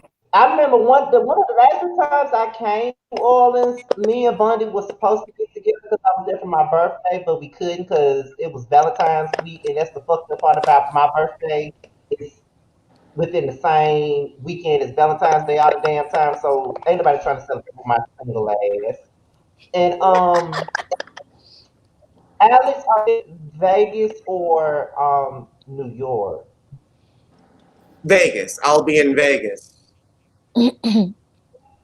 Okay. I know what Terrence When Bond you gonna is bring your at. raggedy ass to Yeah. New York I'll be doing and come see me? You going to see I'm everything sorry, y'all. I daddy thought I else? muted myself. Bring your ugly Chris and ass I around will here. be doing, Chris and I will be doing a I live show was. in Did Vegas you sometime around did you give me a chance Monday to say or anything? later half of the year when things are back to normal and it's safe for people to travel. And I'll be doing the allegedly show And by live the out way, there. Terrence Bond, Y'all keep talking over each other. End God, it. I can't stand Terrence. End it. I gotta pee. But anyway, okay. But it's over with y'all. Thank y'all for tuning in. Thank you to everybody on the panel. Thank you to everybody in the chat. We love you guys, and I love everybody on the chat. Thank you so much. See y'all next week, and we out. Bye, y'all. Bye. Bye, y'all.